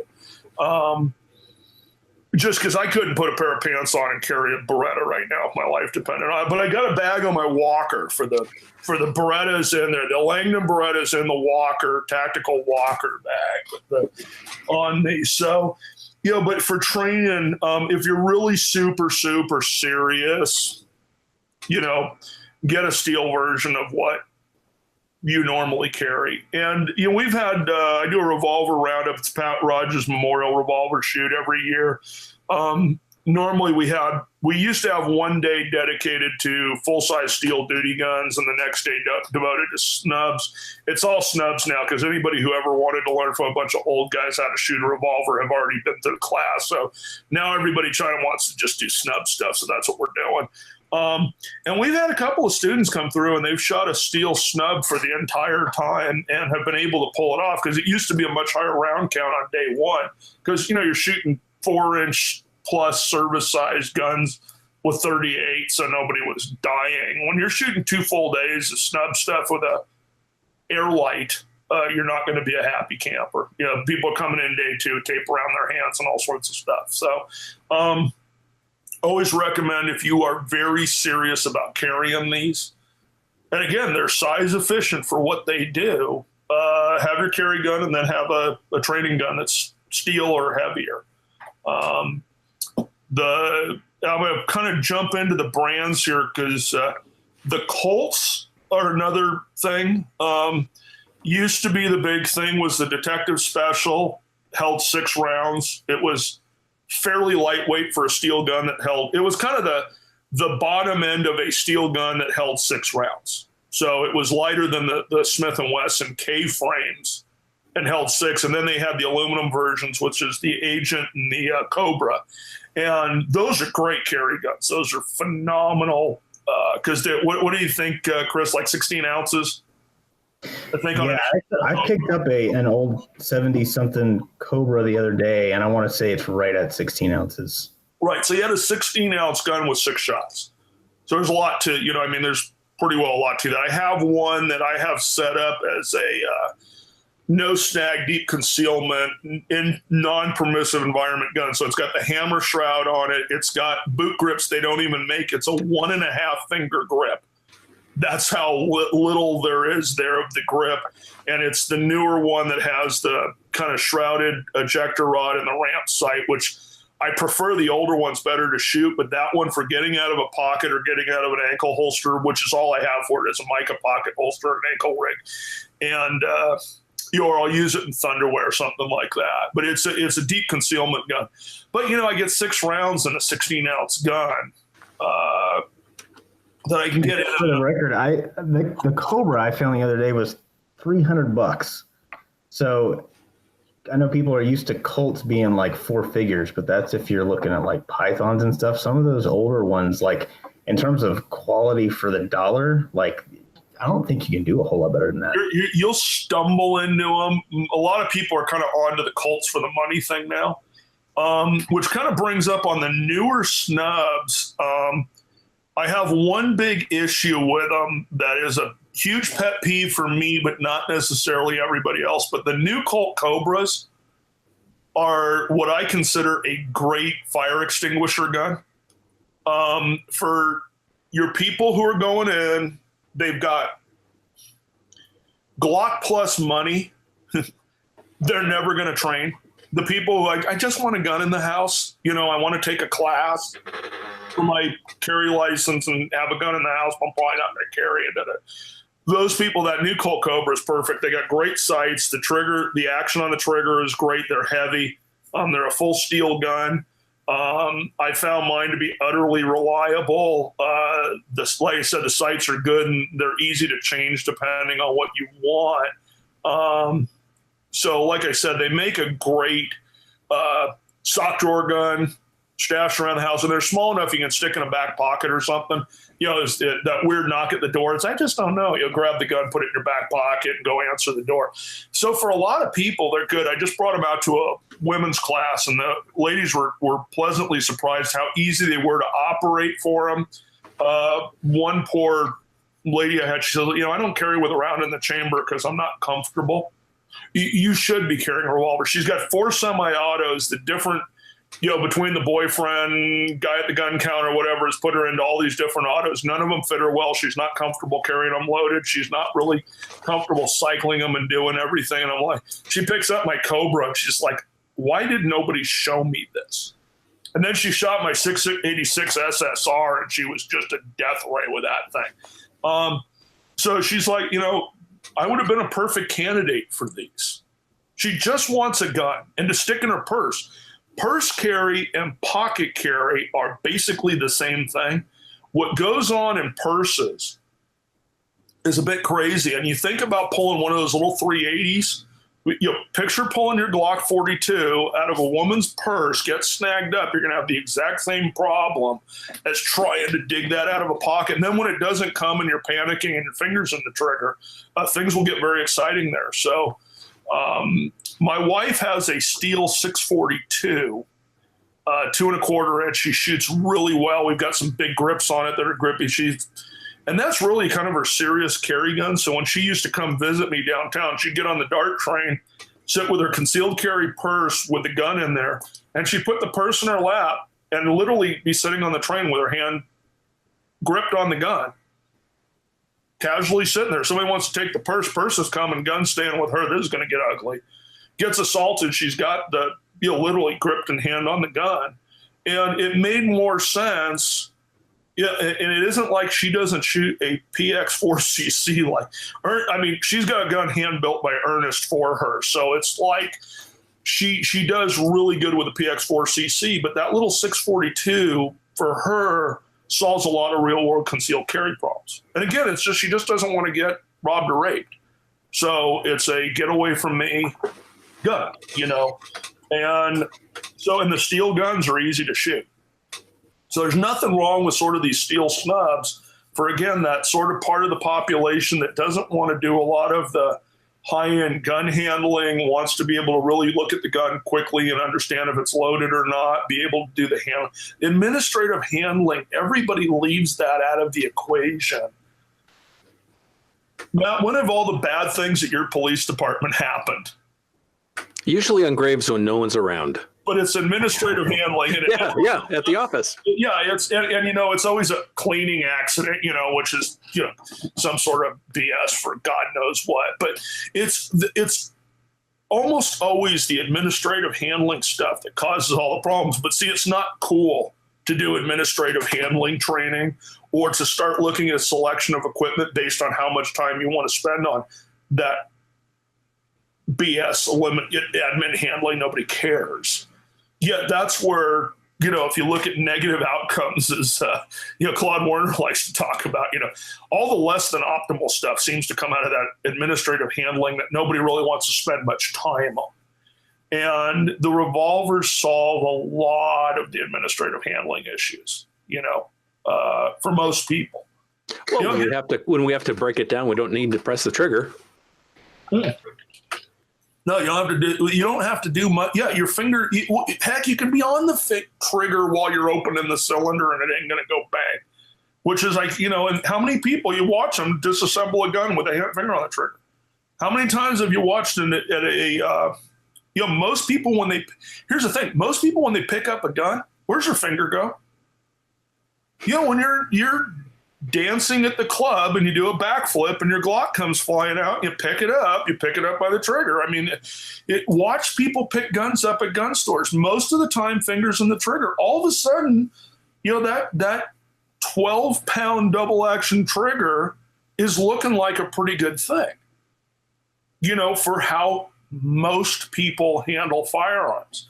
Again, not probably a majority of your listeners or your followers or the group we're generally talking to, but you know what? Your Aunt Sally who wants a gun, cousin so-and-so who's a moron, you won't let them touch your tools, but they want to get a gun. All of a sudden, the revolver is a good solution for a lot of these people. Your typical business environment stuff, I'm hearing all this stuff now with, I got to have a blowout kit, and armor and a helmet and all my stuff at my office building in case there's an active shooter. You want to get killed by the police, go ahead and respond that way. What I think you're better off with is a snub and a deep concealment rig like a Thunderwear or a Smart Carry or some just deep, even some of I run some DSG appendix rigs that are tuckable. I can tuck one of these 11-ounce guns. You know what? All of a sudden, for most people, run, hide, fight. Well, the hide and fight part gets really bitching when they open the closet and you can shoot them with a snub right out of the gate. That adds much better on what you're probably actually going to need in your office environment when some psycho comes in there with a gun. Then, you know, so I've got my AK pistol, my 300 blackout pistol, you know, in case there's an active shooter at work. Okay, well, you know, let's have a reality check for a minute, you know, on that. As to, again, most people and most people's level of training. You know, God, I live in Texas. I mean, the amount of people with 300 blackout and a pistol brace, you know, is just mind-boggling to me. But where I never see them is training. A lot of talk about the thing with the folding, you know, not a lot of training with it. So, you know, it's like, okay, you know, live that. I'd rather just, you know, again, I've countered multiple robbery assault attempts myself, and I am not high on the victim selection list. You know, how I get this, I don't know. One of them was my $1,000 saddleback leather briefcase was just like running a spinner bait in front of this one guy. I mean, I'm taking the bag. I don't care what that monster looks like that's carrying it. And that one was a full draw on the snub. That's the only thing that solved that problem. The last thing I heard from him was OF and sliding across the car waiting for him. So again, that snub accessibility, you know, all of a sudden starts to make up for everything it lacks everywhere. So that's where the accessibility attribute lends to its size efficiency. You know, again, when the weights we're talking about, and, you know, they hurt in the 13 to 11 ounce range, but they're probably not going to hurt when you're getting somebody's trying to cave your skull in. You know, they're the last of your worries when, at least, you know, rule one of gunfighting, have a gun. You know, that's their have a gun guns. So we discussed weight a little bit. I remember something that I thought was really, really interesting from Chuck Haggard was the maximum weight he'd carry in a snub or with a snub on his ankle. And he said, if you're at a pound or less, you're good. If you're beyond that, you're looking at long-term injury. Agreed. And I carried an ankle gun my entire career. And I would agree. The revolvers were either, I started out with a Model 38, went to a SIG 230, the aluminum one, back to a 442, and then finished my career with a Glock 26 because I was carrying a 17, and the 26 was too much.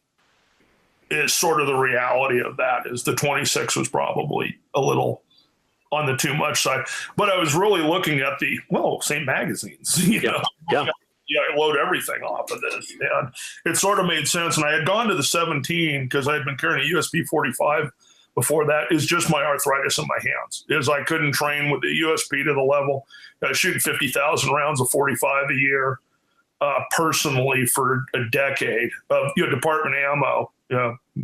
Chris is sitting there going, I wish everybody thought 50,000 rounds a year of of Lucky Gunner ammo. Where are you guys? And I found the arthritis was getting so bad. So to keep my training level up, I started shooting 50,000 rounds a year of 9mm of department ammo to G17, even though I was carrying the USP. And then I thought, this is kind of stupid. I'm going to so many training classes with the Glock. I might as well just carry it. And then, HST 147 came out, and that was sort of the, and for me, I'm like, it'll be fine, And so I transitioned from the 442 to the 26 on the ankle. Like I said, sort of with the idea that all the magazines interchanged. But I carried that 442 in an upside down Eagle holster. That was I carried that a lot. I mean, that was sadly, it just cracked. I loaned it to a guy in class, one of our students, and the frame cracked.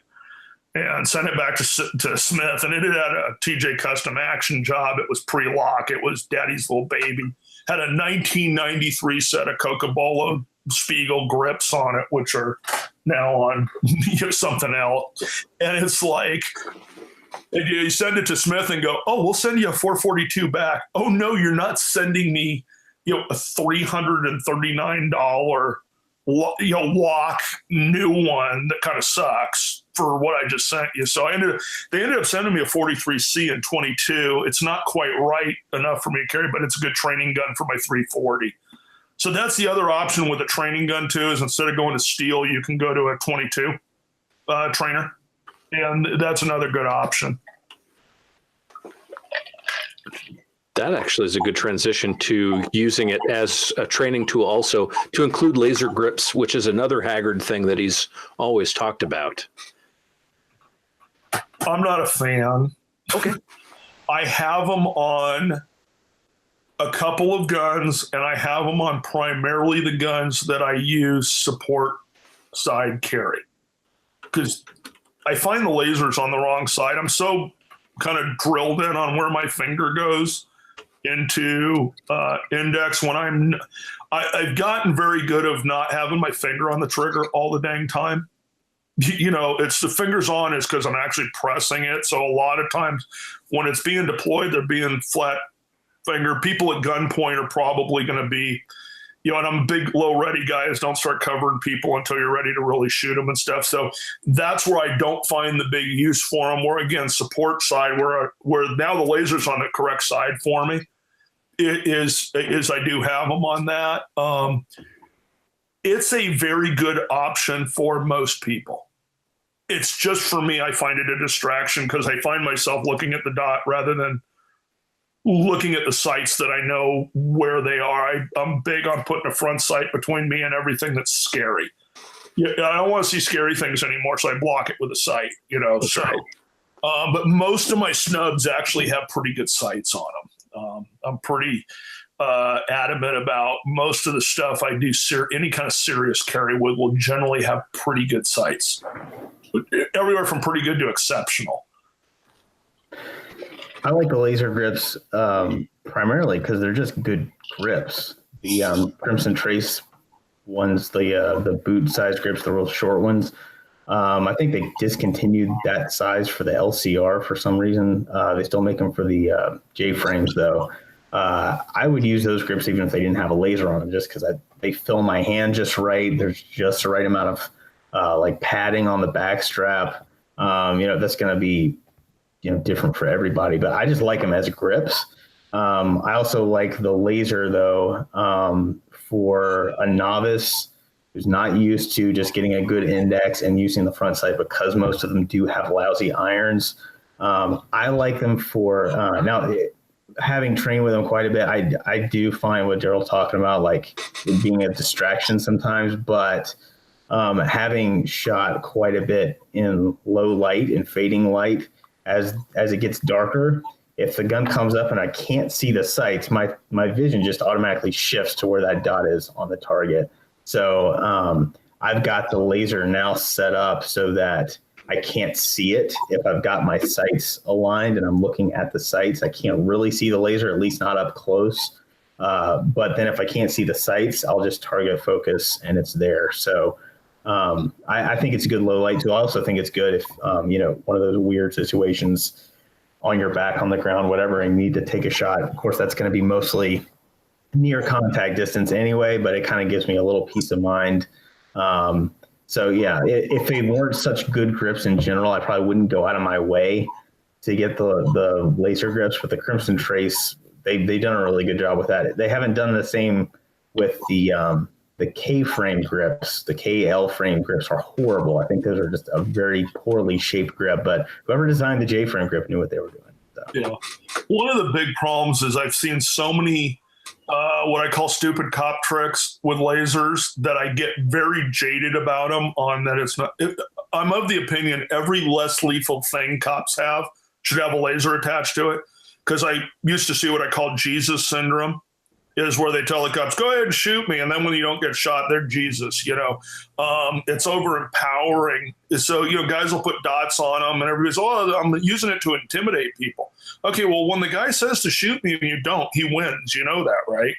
So what I like is when a dot goes on and a beanbag's right behind it or something, when they say, yeah, go ahead and shoot me, and something impacts them, it's kind of a cool thing to make that stop happening. but I saw so many people using them poorly for intimidation, trying to get compliance from people because they were afraid to go hands-on. So now we're lasering everything. And we're basically pointing guns at misdemeanors, which is like stupid. It's how bad things happen. And then, a lot of them, if you can see the laser, you got your finger on the trigger. So that's a double whammy of that. The finger's on the trigger, you're scared, you're screaming at a dude who's not compliant, and I'm trying to intimidate him with a laser. So I know the guns, when I negligently discharge it, it's actually going to hit them. This is kind of a crazy thing. So on the novice shooter, they're really good. Because if they're not going to devote the time to training on how to properly use visually verified sights, pressing triggers correctly, doing that, they are a pretty good thing. I just see so much bad with them, but I am going to, and I've been afraid to talk about this anywhere, so I'll bring this up here because it leads into it.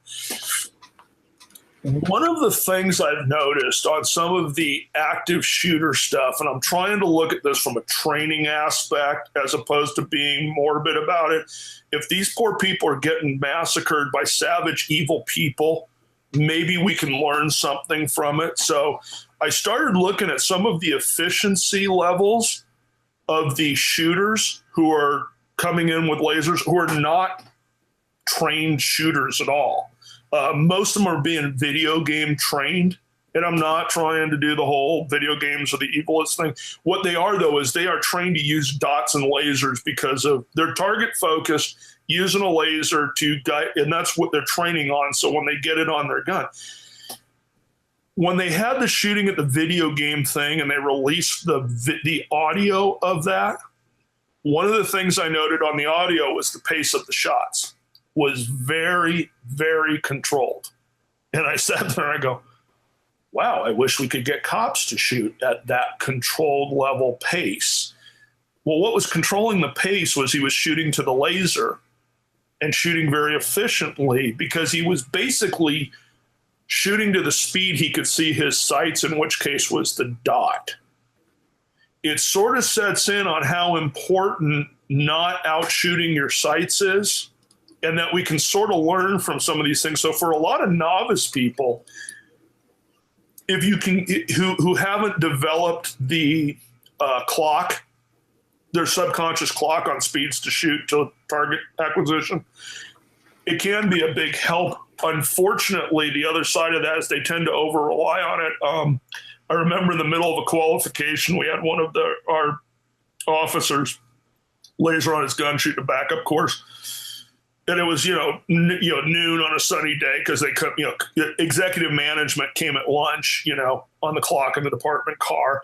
And it's like, okay, beep, and the guy's all turns around and goes, I can't see my dot. Okay, well, maybe you got to use the bumpy things on the top. But I mean, he just stopped. He's like, I can't see my dot. How am I supposed to? Wait, I can't. Yeah. How are we supposed to do this qual course? So you had so much focus on the only way I can shoot this gun is with a laser, and the over dependence on it. Same syndrome I see with law enforcement with the over dependence on the taser. It's like nobody knows how to hit anybody or use a control hold or anything else anymore, or fight, because, well, you hit them with this thing and Thor comes down, electrocutes bad guys, and it's all better until that never works, and then they don't know what to do. So again, you can buy yourself into putting so much emphasis into it. This laser is going to put those rounds right where I want them every time, no questions asked. And my wife is a chief range officer at a large place. And when I go to pick her up from work or whatever, and I go shoot there a lot, and I go watching the range of what's going on in a lot of shooters with the laser, and it's absolutely hilarious because I'm watching sort of what their dots are doing on target. I'm like, oh, that's a cool trigger press, So, they have some ability to that, but for most of the people who could kind of benefit from them, sort of aren't. So, it kind of, I'll give credit to Caleb Giddings on this, as he came up with this sort of U thing for where J-frames fit. And I shared it on our Facebook thing because it was so good, is for the extreme novice people who we just don't want them to shoot themselves. is a lot of these snubs are really good compared to giving them a small semi-auto. You give them a small J-frame that they aren't going to really hurt themselves with, hopefully. And as their experience and training gets up, they have less and less of a need for that. And then as their training and experience goes up, they start to become the expert's gun. And you start talking to a lot of serious, people who have devoted their entire lives to doing this. And, a lot of them are going to be real proficient with snub revolvers because you found a lot of useful. Back in the old days when, where real shooters carried full steel Colt 1911s, matter of fact, I think I saw Chris do that guy at SHOT Show last year. Those guys, they were, my 1911 carried in a Milt Sparks, okay, those are my people. And, and the reality, you used to go talk to them, and it's like after a class, they all got a J-frame on. Nobody's got the 41-ounce steel 1911. I tried that for a while of doing my Milt Sparks 1AT, 2 mag pouches, rolling that off duty in Southern California. That didn't last real long before it's like I look like an idiot in my, either cut off sleeve flannel shirt or fishing vest in Southern California in the summer. You just look like a moron trying to cover all this stuff. So, we learned, but the small snubs they are a great size efficient tool for a non-permissive environment option. And, I'm going to quote Cecil Birch again, one of the things is go get a real job.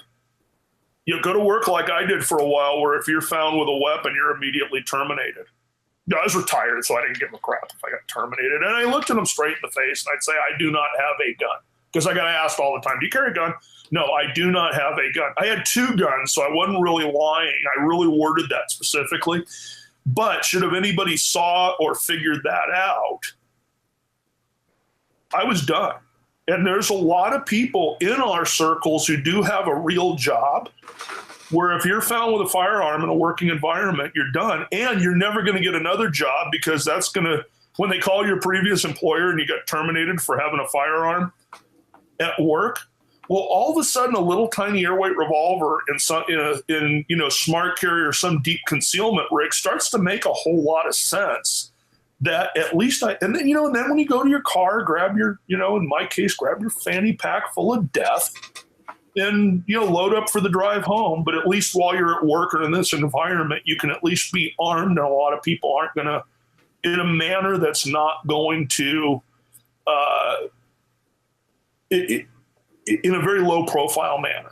That is true real concealed carry, where, to me, there's 2 kinds of concealed carry. There's sort of off-duty cop concealed carry, where I don't care if you can, my gun's printing. I look like I got a colostomy bag. I'm under my bad cop, no donut t-shirt. Okay, I got a badge that goes with this. I don't care, and I carried that way for a long time. I carried big guns, and I was a king of the gigantic. Now I'm old enough where the fanny pack makes me just look old. When I was younger, it was, that was just, it's an off-duty cop with a gun. Okay, and then there's people who go to work in the real work environment every day who cannot carry a firearm at work. My wife is in that boat right now. Because, you need this, you need that, and stuff. It's like, she works in an environment you cannot, if they see you with a weapon, you are gone, period. And, so you have to comply with that. Or if you are not going to comply with that, you better have your stuff. It better be deep, and so that's where these things really fit in there. Great Rule 1 guns are great for have a gun when you can't have a gun. Think about travel. Again, you get diverted into New Jersey. I don't care what badge. You get diverted in New York. Go get diverted into Chicago. Go fly to Chicago. Go look at how many vacation flights you're going to the one place on earth I despise more than anything and will never go to again. If like pilot, you're turning the plane around. We're not going to Newark. Under no circumstances do I ever want to visit the Newark airport ever again in my life. So again, think about going to those places. Think about what it's going to be like for you in California today. Well, would you rather have a snub with wad cutters where you have a gun and aren't going to go to jail for the sheer administrative crime of having a gun, or you're going to take your comped, optically sighted 20-round magazine blaster of death, and just being found with a gun, you're going to jail. Take your pick. All of a sudden, these things start becoming, in today's world, I like living in Texas. I don't like leaving Texas, but every so often, I have a life and I have to. Or sometimes the phone rings and, hey, you need to be in Chicago in the morning. Okay. Want to go to Chicago in the morning, I'm carrying 2 revolvers. Okay. What do you got to do? So, you think about that. So being proficient with both is a good thing. So let's cover calibers and ammo selection. Chris, you're up. Well, let's start at the bottom. 17 HMR. Oh, not that far down. Oh, okay. Darryl mentioned 22s, good trainers. Smith & Wesson and Ruger both make good 8-shot 22s.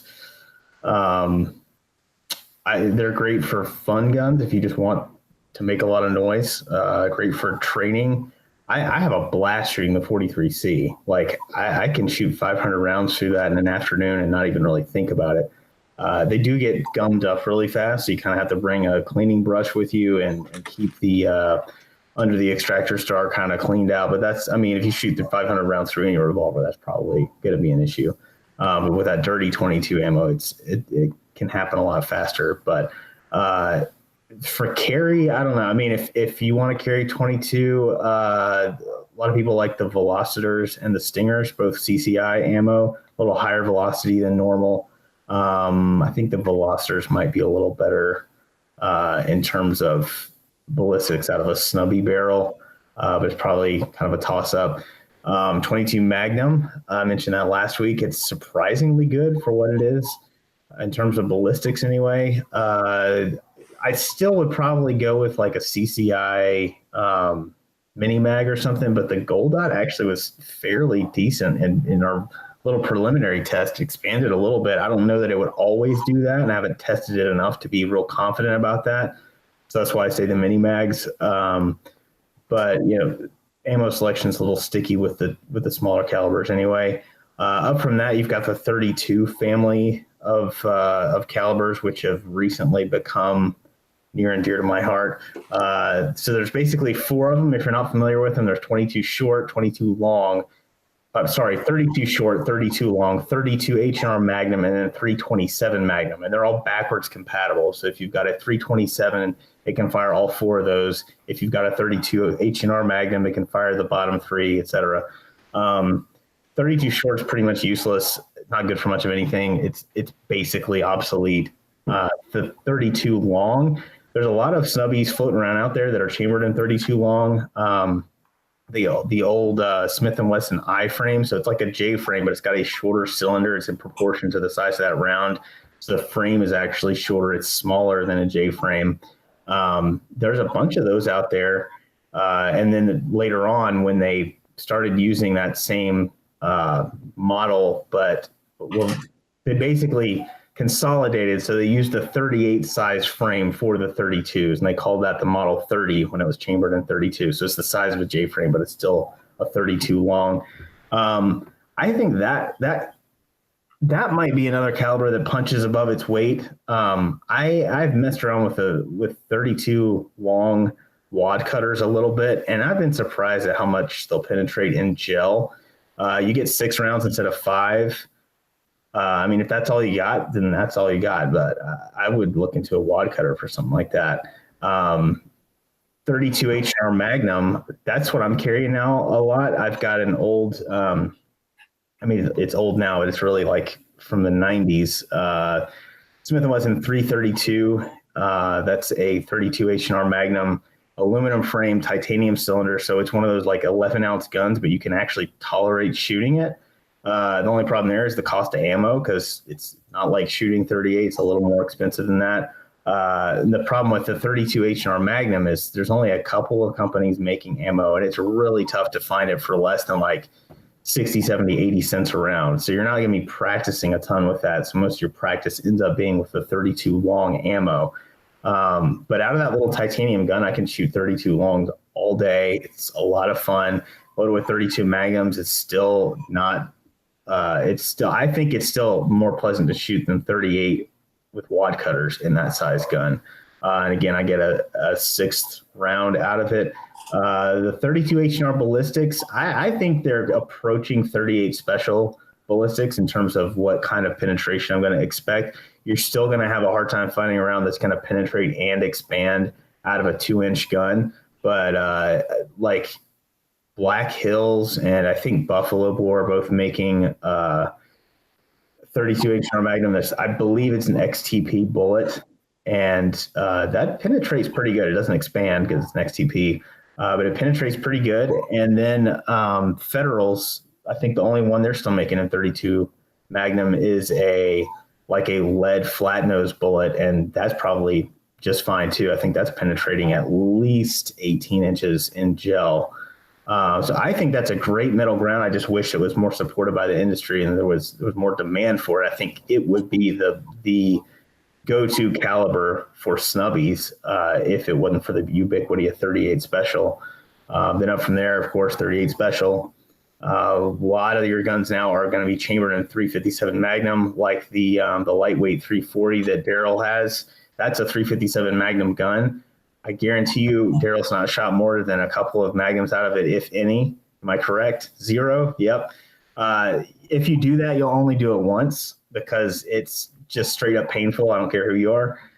So 38s out of those guns are the way to go. I don't shoot 357s out of anything less than a steel gun, like an SP-101 or maybe a 640. I've tested some rounds out of LCR in 357 more than I would have liked, but just to demonstrate recoil differences and like time on target with shooting drills and that kind of thing. Even if you're not bothered by how the recoil feels, how does it affect your shooting ability? So I've tested it with that kind of thing, but I really don't recommend doing it on a regular basis. You're not going to shoot as well. It's probably going to hurt. And even if it doesn't hurt, and even if you are shooting it great, you're probably going to have some long-term physical effects from that. It's going to mess up your hands. If you shoot it enough to get good at it, it's going to hurt you in the long term, put it that way. So I think 38's a good round for Snubbies. I wouldn't go with anything larger than that. I mean, larger caliber wise, there's like 44s and 45s, and I'm out of my depth on that stuff. I have little to no experience with the big bore Snubbies, so I have to let Darryl chime in on that stuff. Chris did such an exceptional job on the other stuff. I won't even go there, except that if you want a good buy, the one guns I do see a lot of, and I grabbed one recently fairly cheap, 32 New Police Colts, which is 32 long. Colt called it the New Police because you couldn't call it Smith & Wesson long and put that on your guns. But those are the ones I'm finding all the time for $300 or less in a good little revolver. And, they're really great for the family member. I just want a gun in the house. They're very low recoil, very easy to shoot, and they're simple guns that if you want a sock drawer gun, one of these nice older, they're nice, good condition, older Colts and 32 New Police, because nobody, none of the collectors want them, is what it comes down to. So they're really good old people gun. I actually bought one that was some old Texas rancher's that go to the bank gun. It's got like engraved wood grips, and it was one of a super weird gun. It was one of the last Colts ever made. They had a ton of detective special frames, and this one's got like a 1950s barrel, cylinder, and everything else in it, and 32 New Police, but it's on a 1980s frame. And, this little guy carried it forever, going to the bank and doing ranching stuff, and I'm sure shooting snakes and whatever and fit in his back pocket. And, and he was elderly, so they put in a kind of an orange front sight for him, and it had a decent, he could shoot the thing. So there's something sort of to be said for that back pocket gun for people who aren't gun people. One more quick comment on that. A 32 long cartridge in general, that is a really inherently accurate cartridge. So just for a plinking gun, I bought a pre-model 30 Smith & Wesson 32 long the other day. It's a It's a little snub-nose, steel snub-nose. I think that might be the most accurate gun I own at this point. I was at the range with some guys the other day, and none of them were really shooters. And they're like, oh, can you shoot that target down there? And it's this little like 8-inch steel popper that's like it's 60, 70 yards.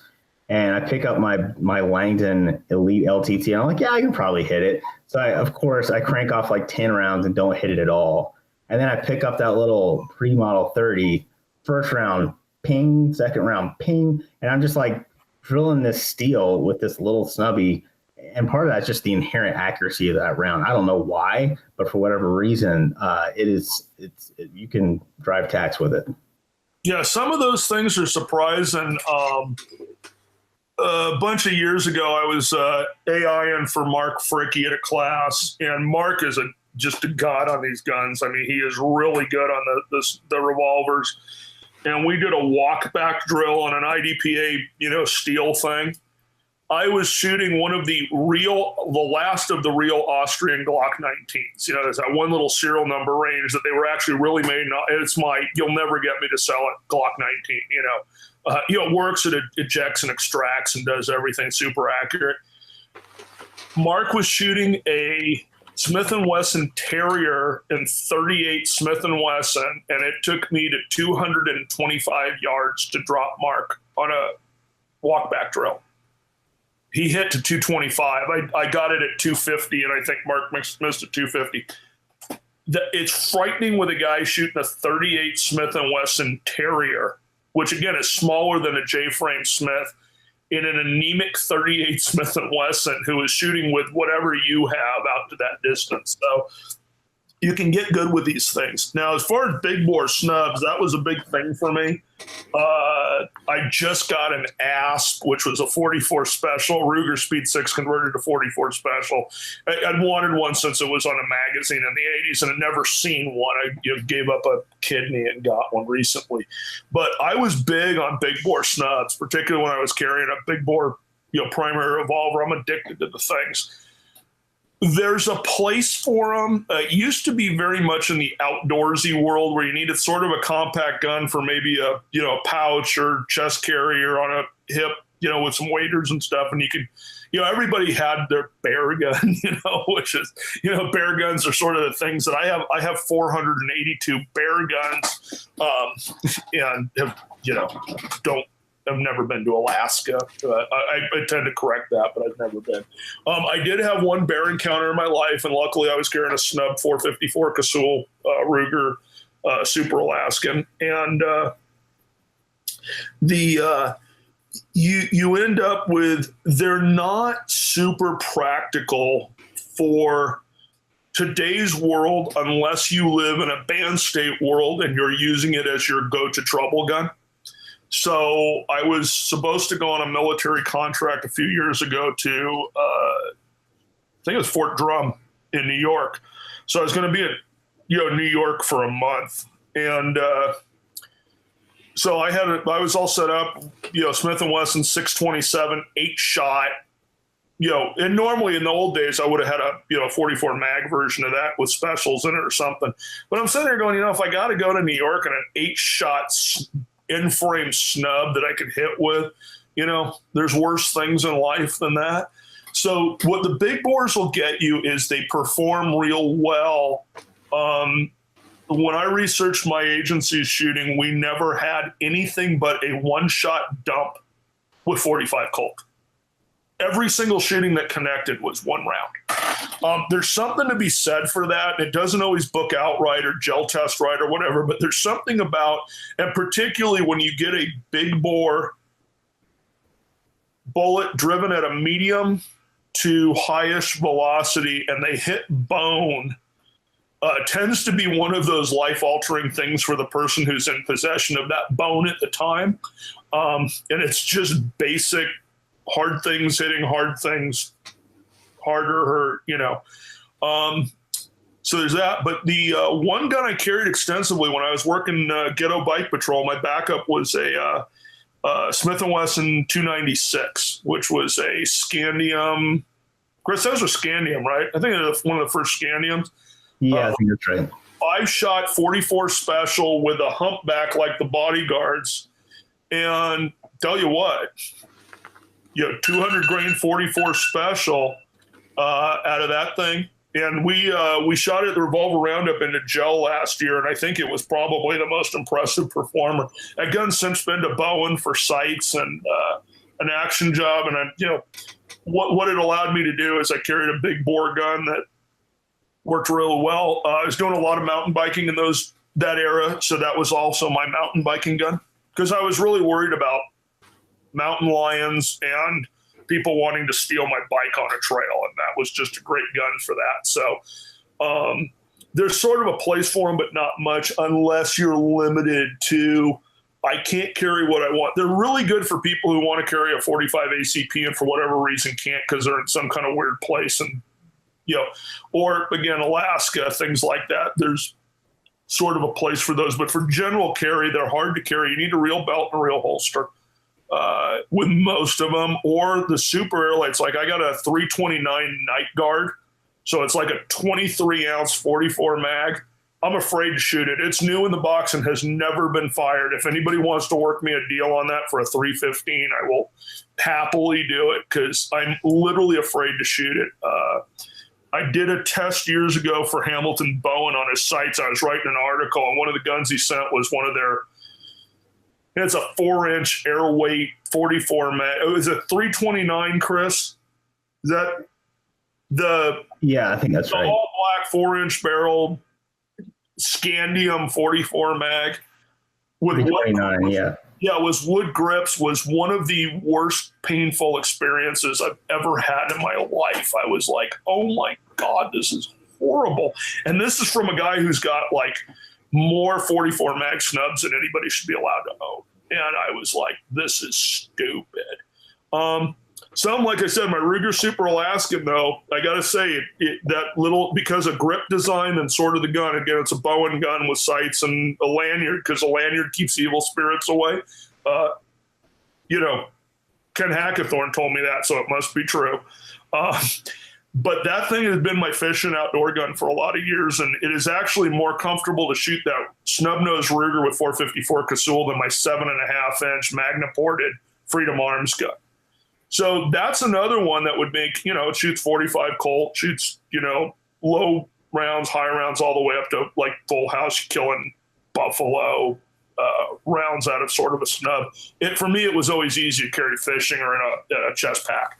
So there's sort of a limited use for them, other than they're stupid cool. There's just something cool about snub-nose, big bore in-frame guns, I just got, if you want a little history, I just got a big kind of discussion on one of the forums about Fitz guns. So the Fitz guns are for J. Henry Fitzgerald, who was a New York State policeman, representative, and consultant to Colt back in the 1920s through the 40s.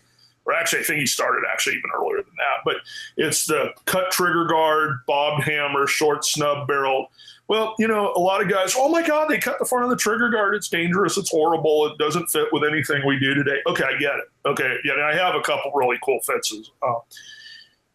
Once I got them, I sort of understood sort of the process they're going through. But here's the thing is, what most people don't realize is John Henry Fitzgerald was a New York State police investigator.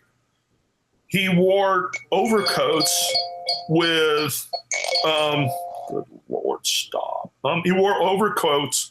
My phone's telling me I need to take OxyContin right now, but I'm going to wait till we're done. And Neuron, do it now.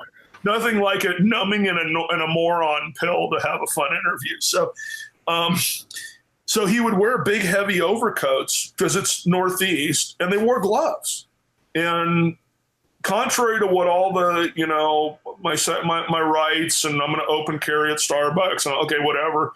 But the reality is it's never been socially acceptable to carry openly carried guns in a metropolitan environment, period, ever, in any society ever, even, the New York Police Department, the LAPD, all those back in the 18 to 1900s in the transition, they carried concealed. They were under overcoats if they had a gun. So he would have holsters built into the pockets of his overcoat and carry these and would cut down these Colt New Service 45 Colt revolvers and have one in each pocket. Now, do you think the problems were much different in the roaring 20s and the Prohibition, Depression era, gangster era of the 20s than we have now? For getting street robbed, accosted, whatever. And what he would do is he would actually lift the guns out of his pocket by the trigger and could touch them off with gloves on. Again, accessibility, speedy accessibility. You look normal walking around with your hand in your overcoat. You can't get that coat off to get a typically hip concealed inside the waistband holster. So his solution was to build these short barrels so they'd fit in the pocket, bobbed hammers so they wouldn't hang, and cut the trigger guard so that with gloves on, you could hook the triggers and deploy the guns already on a trigger you can press with those gloves. Now, everybody's, oh my God, okay, the triggers are 12. Anybody's touched off a new service, a Colt new service, those don't go off accidentally. You really got to put some bicep into them. I've got a Canadian Northwest Mounted Police new service as my retirement gift to me. All the old new service guns, every one of them, the grip is chipped. The back of the grip. Every one I've ever seen, the grips are jacked. Because you know what they use them for? It's like, boom, here, watch this. They weigh a ton. They got triggers that are just abhorrently heavy. So for him to lift those guns out, either hand, and be able to access them was great. Then they started doing the smaller frame guns, and you know what that became? The Colt Detective Special. He's the king of the snub. He's the guy who invented all this, and it was all invented around urban carry, accessibility, in deep concealment where it wasn't socially acceptable to carry a gun. When you're hobnobbing with the elite in New York, nobody wants to see your gun. It's no different than walking into Starbucks today. I have sort of a theory is I don't want to see most people naked, and I don't want to see your gun.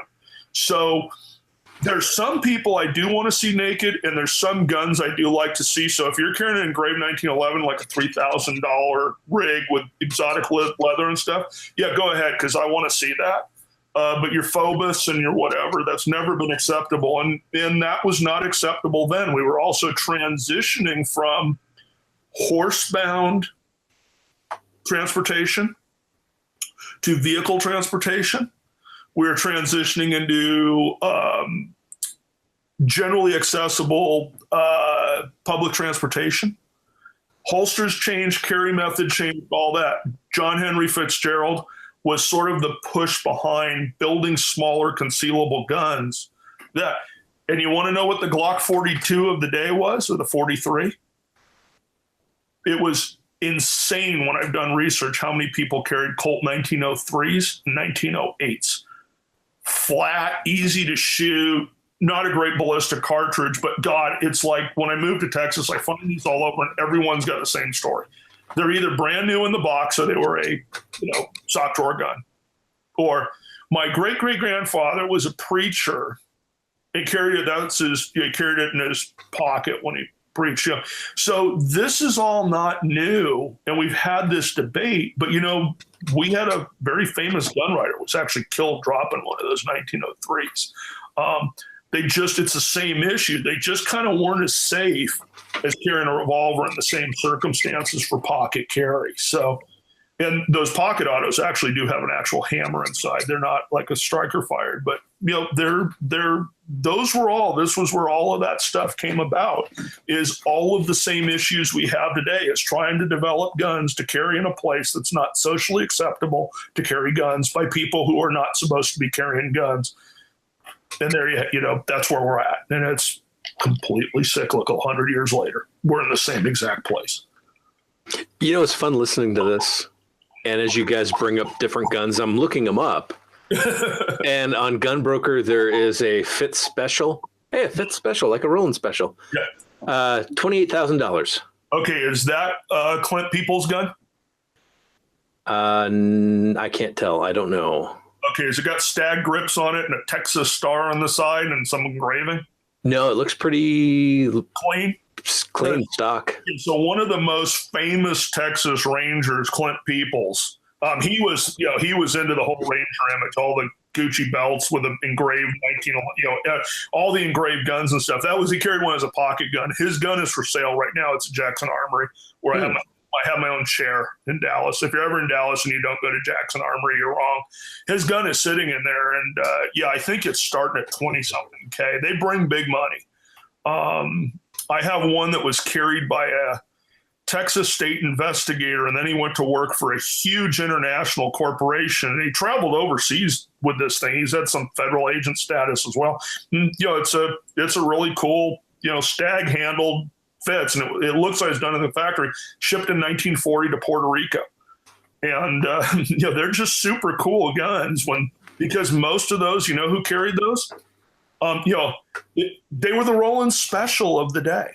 That's what they were. They were what the super gun dudes carried, MT Gonzalez of the, Lone Wolf Gonzalez, that's where the Lone Ranger came from, the Texas Rangers.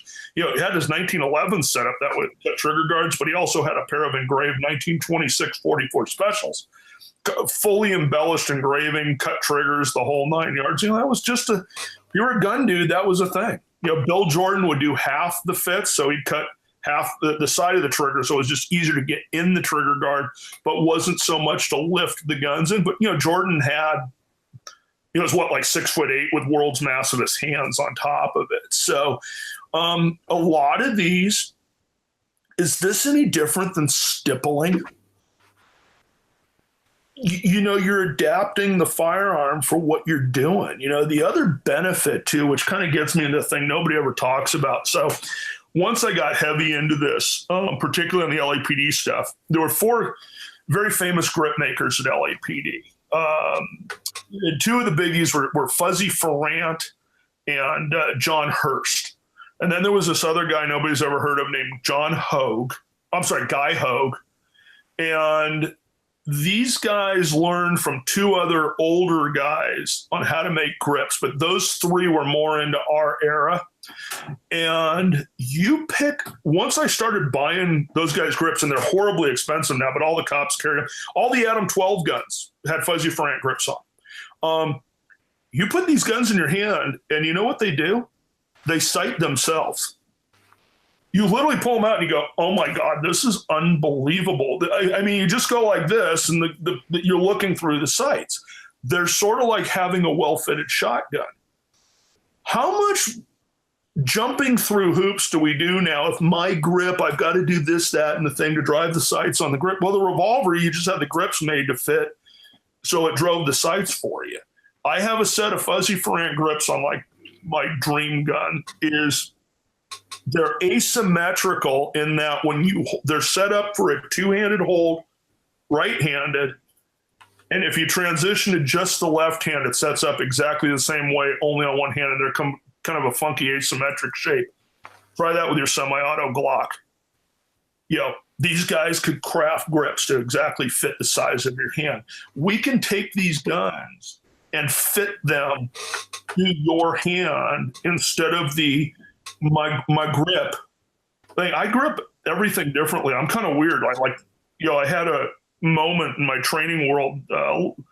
Larry Nichols, who is a very famous firearms instructor in Southern California from Burbank PD, I came up and I'm shooting. And he looks at me and he goes, "How you holding that thing?" And I go, "Oh, well, Then he goes, "Well, he goes, son, that ain't a 1911, and you don't hold it that way." And it was completely changed how I held and shot. It's all of a sudden I could shoot a Glock because Larry showed me how to change my grip. So I grip a 1911 different than I grip a Glock, different than a USP, different than a Beretta. These things aren't the same. Our hands aren't the same. And everybody's trying to fit this. I'm reading a thing on the internet the other day. My head is exploding. Well, I'm shooting my revolver with a thumbs forward grip because that's how I run my auto. What? So I've got already set on my phone. So I've got a picture of a Glock and a picture of a 2-inch M&P. And I'm like, okay, these things are not the same. They are not the same animal. They don't recoil the same. They don't work the same. They don't shape the same. Nothing about these 2 tools is the same. It's like trying to sit there and go, I'm trying to screw the Phillips head screwdriver in and I'm holding it like a hammer, but it's not a hammer. Yeah, no kidding, dude.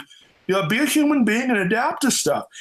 These things, and it's like, well, I hold my thumbs down enough so that all the junk spraying out the side of that cylinder won't cut my thumbs off. Okay, when you're rolling around in a gutter somewhere and you don't have your thumbs quite right on your grip, because I got to get my, I got to recoil. Okay, whatever, dude. But when you burn the front of your thumbs off, you're not going to be happy. Your thumbs forward grip's going to be shorter than everybody else's. These things don't work the same, and you got to kind of hold them different. A lot of people use an overhand grip on the J-frames. My wife does, Haggard does. She learned it from Chuck. I used thumbs down on the revolvers, get them out of the way of everything. And generally, I have a one-handed grip, and I put the second hand on top of it. But trying to shoot these, with the thumbs forward deep grip, like I said, bad stuff comes out the side of this gun, and it might not be affecting you shooting 130 grain full metal jacket range loads. Go ahead and put some serious ammo in there and let me know what's coming out the side. Or your cylinder's out of time a little bit. You start shaving lead out the side. That'll be exciting for you too.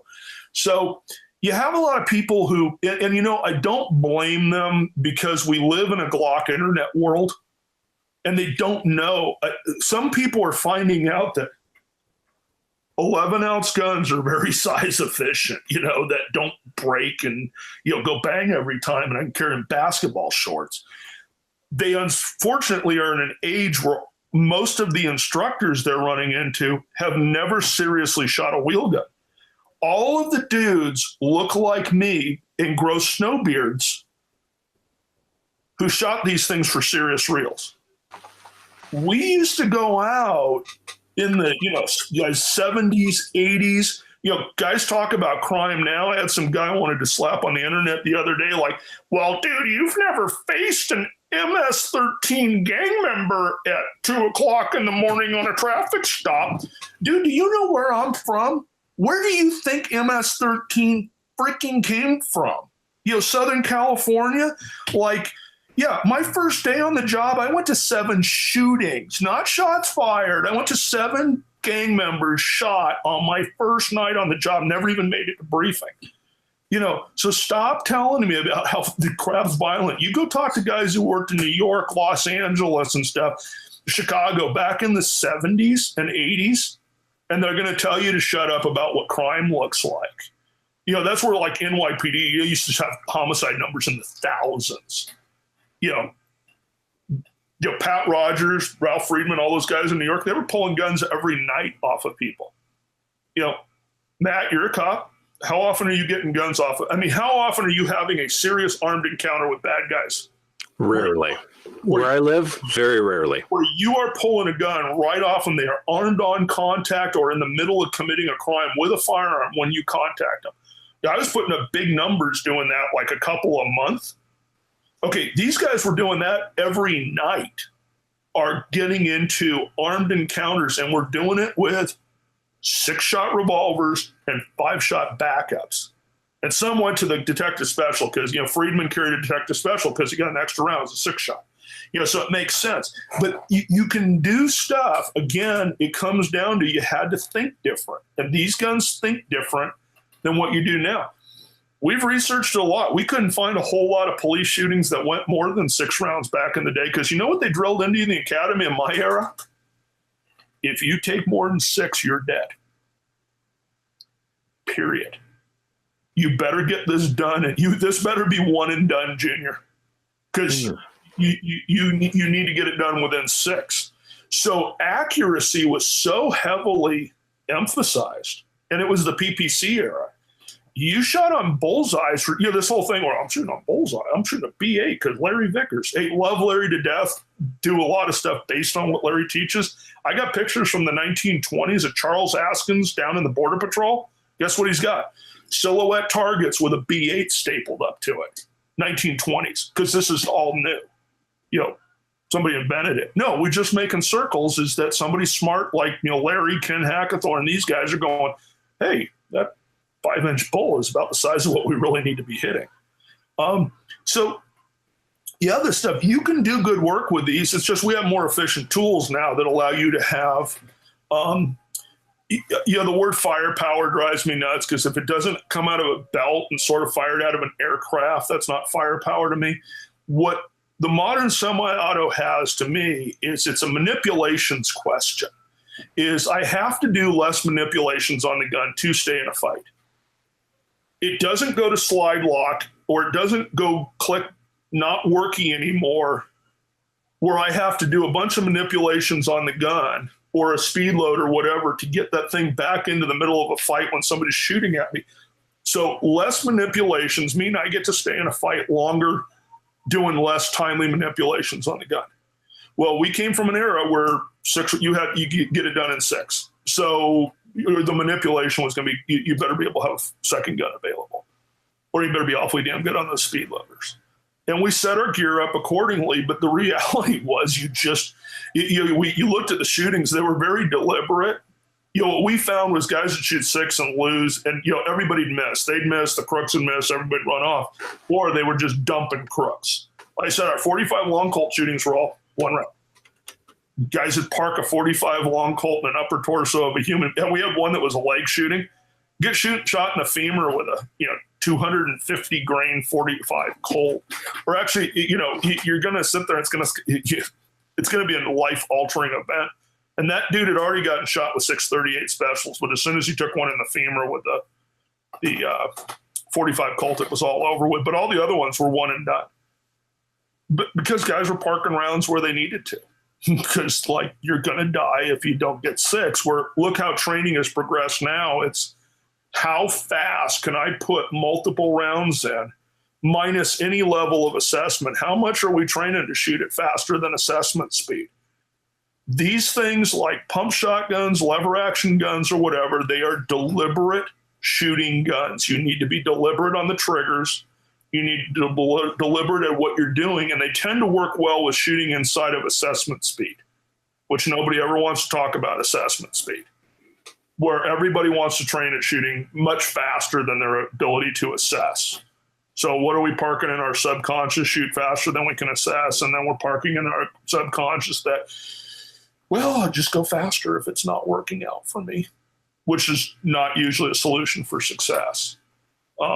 When you're carrying a snub in a deep, non-permissive environment and stuff, what you start focusing on? I need to hit on one. If I have multiple opponents, it's literally a one opponent gun. So now if you have multiple, you have a complex problem. Your typical Glocks and Berettas and all the SIGs and whatever. They're 3, 4, 5 opponent guns. These are one opponent guns. So now, luckily, most of your conflicts are going to be within that for most of what people are running into.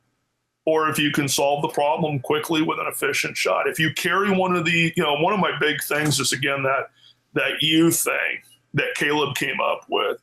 If you're an expert carrying one of these things, if you train on them and get good, you can do a lot of good work with them. But it does require a significant amount of dedicated training. So if there were multiple assailants, would you suggest Pat's Roadhouse rules, where everyone gets one before they get seconds? What I've always done with that is my training philosophy and doing it in force on force and stuff like that is I want to maneuver to stack the crooks. So I want to use sort of maneuverability to put them in a lot, because they're, like I said, I watch these shooting drills and I sit there and I go, what are we training for? And I've been guilty of all of this. Be a turret. Yeah, this is not like Darryl Bolke has never done any of these things. This is like Darryl Bolke's now old and broken in every part of his body trying to learn all this stuff. And I'm just going to tell you, the day you get 3 or 4 perfectly lined up targets that you don't have, that are going to give you a situation where you don't have to assess them and you can shoot them as fast as you can. Our country we're in a massive state of chaos. That's overseas stuff. That is not, in the no rules world. And even then we're getting rules overseas now. I'm looking at all this stuff going, well, look at all these guys going to, trying to imprison a bunch of our tier 1 guys for doing overseas jobs. So you look at this in the United States, you have to be able to articulate every time you press this. Okay, that's a physical thing. How fast can this articulate? Because that's how fast you need to be shooting, is how fast can I articulate shots? So what I prefer we would be maybe doing and focusing on is how can we build speed into how fast we articulate our complex problems. People have been through like my counter robbery classes and stuff like that. I cover a range with non-shoot targets. And you know what you don't get to do on my range? You don't get to muzzle non-shoot targets. If it was your mom, sister, wife, kids, if it's your kids, do you want anybody you know running a muzzle over them? Now, take most of the typical cops in your agency. Which one of those guys do you want muzzling your child with a finger on the trigger? You know, which one, how many? Because I didn't trust most of mine and I don't want to do it myself. So you have that complex thing. And again, these things allow us to sort of counter what we're mostly going to encounter, which is some street thug sees you and wants what you have. They want to get paid. And these things are great for stopping people getting paid, you know, and they're stopping you from getting hurt in the process. I'm big, intimidating, physical human being. I'm broken beyond belief. I can barely function in life. I'm not fighting with anybody or getting shot, or stuck. I'm going to cheat through the bitter end because I'm just too broken to fight with people anymore. I look at everybody Craig Douglas's class. Dude, have you done Craig's class? No, I did all that stuff for real on like concrete in the street. I don't need to. Now, a lot of people need Craig's classes because they've never been punched in the face before. They've never been in a real fight before. They've never done, okay, I got all those T-shirts and the injuries and the blood to go with it. But these things, what I found is most of these encounters tended to be close. They tended to be intense and stuff. Would I ever go to work as a cop again with a revolver? Not if I had a choice. Again, because you're expected to, people dial 911, you got to come help their emergency. I'm at a place in life where all I want to do is get out of the emergency, most of the time. But, I still carry a Langdon Beretta when I can because, but there's sometimes fighting that urge to go be stupid. It's also a really nice pistol. Yeah, they are. And, I got everything, everybody knows me. I'm a gigantic red Kool-Aid HK drinker, I just love, I love guns. I love to shoot, but I'm just doing stuff. I'm shooting scores now on those Beretta. And I've never been a Beretta guy. I mean, never been. I was always a SIG guy back in those days. And, I'm shooting scores now with those Langdon Berettas that are frightening on drills, and, so we'll see how it goes. But it's, what I'm finding is for most of the encounters, and, the encounters I've had recently, the snub solved the problem. And I still had a 9mm service auto front appendix, which is, we kind of know is the go-to fast guy way of doing things. That snub was still much faster on the surprise encounter that's coming when I'm not expecting it versus I hear shots and I'm going to it, or there's a crisis and I'm going to it. Now I can draw on getting the correct gun into the game. It's funny. Years ago, I went to breakfast with a couple pretty stellar monster studs of the world. So 3 guys walk into a restaurant and they're all carrying fanny packs with 9mm. We all got snubs on us, and it's like somebody made the comment of, typical, freaking old guys, you carry a backup to go get in a fight with your primate, it's all backwards, that, go ahead. Fanny packs are great things. I'm still in favor. I just wish somebody make some new great ones. But Chuck Haggard's my brother in the fanny pack club. I get a lot of guns, and it's funny. I used to hate those things because I thought they were such a big tell for cops. And I had one of our deep undercover cops, huge beard, long hair, and he lived like a scumbag doper. Rubber band around his pistol, never used a holster. I mean, he was a deep UC guy. And he gets promoted, you get rotated out of narcotics, gets clean cut, white T-shirt, jeans, typical cop looks. He comes into my cop shop and he goes, "Hey, I need one of them big Black Eagle fanny packs." I'm all, "Dude, you're kidding me. I mean, don't you know better? All the crooks make that." He goes, "Yeah, I know. I live with crooks. I've lived with nothing but tweakers like the last 3 or 4 years. So I know." He goes, "You know what I found when I was living with tweakers is when they see a dude with a white T-shirt, jeans, and a big black fanny pack, they know it's an off-duty cop. And not only do they know it's an off-duty cop, they know they're carrying a real big gun. they've got their Beretta 90. They work at LAPD or LA Sheriff's. They're carrying a Beretta 92 off duty. It's going to be a gun dude with a serious pistol inside that thing. And he goes, oh, the guys I used to, was chilling with. He goes, oh, they avoided him like the plague. And, so I went back to him like all of a sudden, big cop mustache, T-shirt, jeans, and a gigantic black fanny pack. Nobody bummed change off me anymore. Crooks, you see him kind of go away. I'm like, wow, this is like raid for criminals. The citizens have no idea what it is. They just think you're a dork, who has no fashion sense. And the criminals are like, oh, that guy's got a gun, so I'm going to go over here now, or I'm not going to go bum trains off him because I might get shot in this process. And, some of this stuff doesn't work like they say on the internet. I was listening to, back then we were reading gun magazines. Oh, fanny packs are a tell. They know you got a gun. Fishing vest, the tactical fishing vest.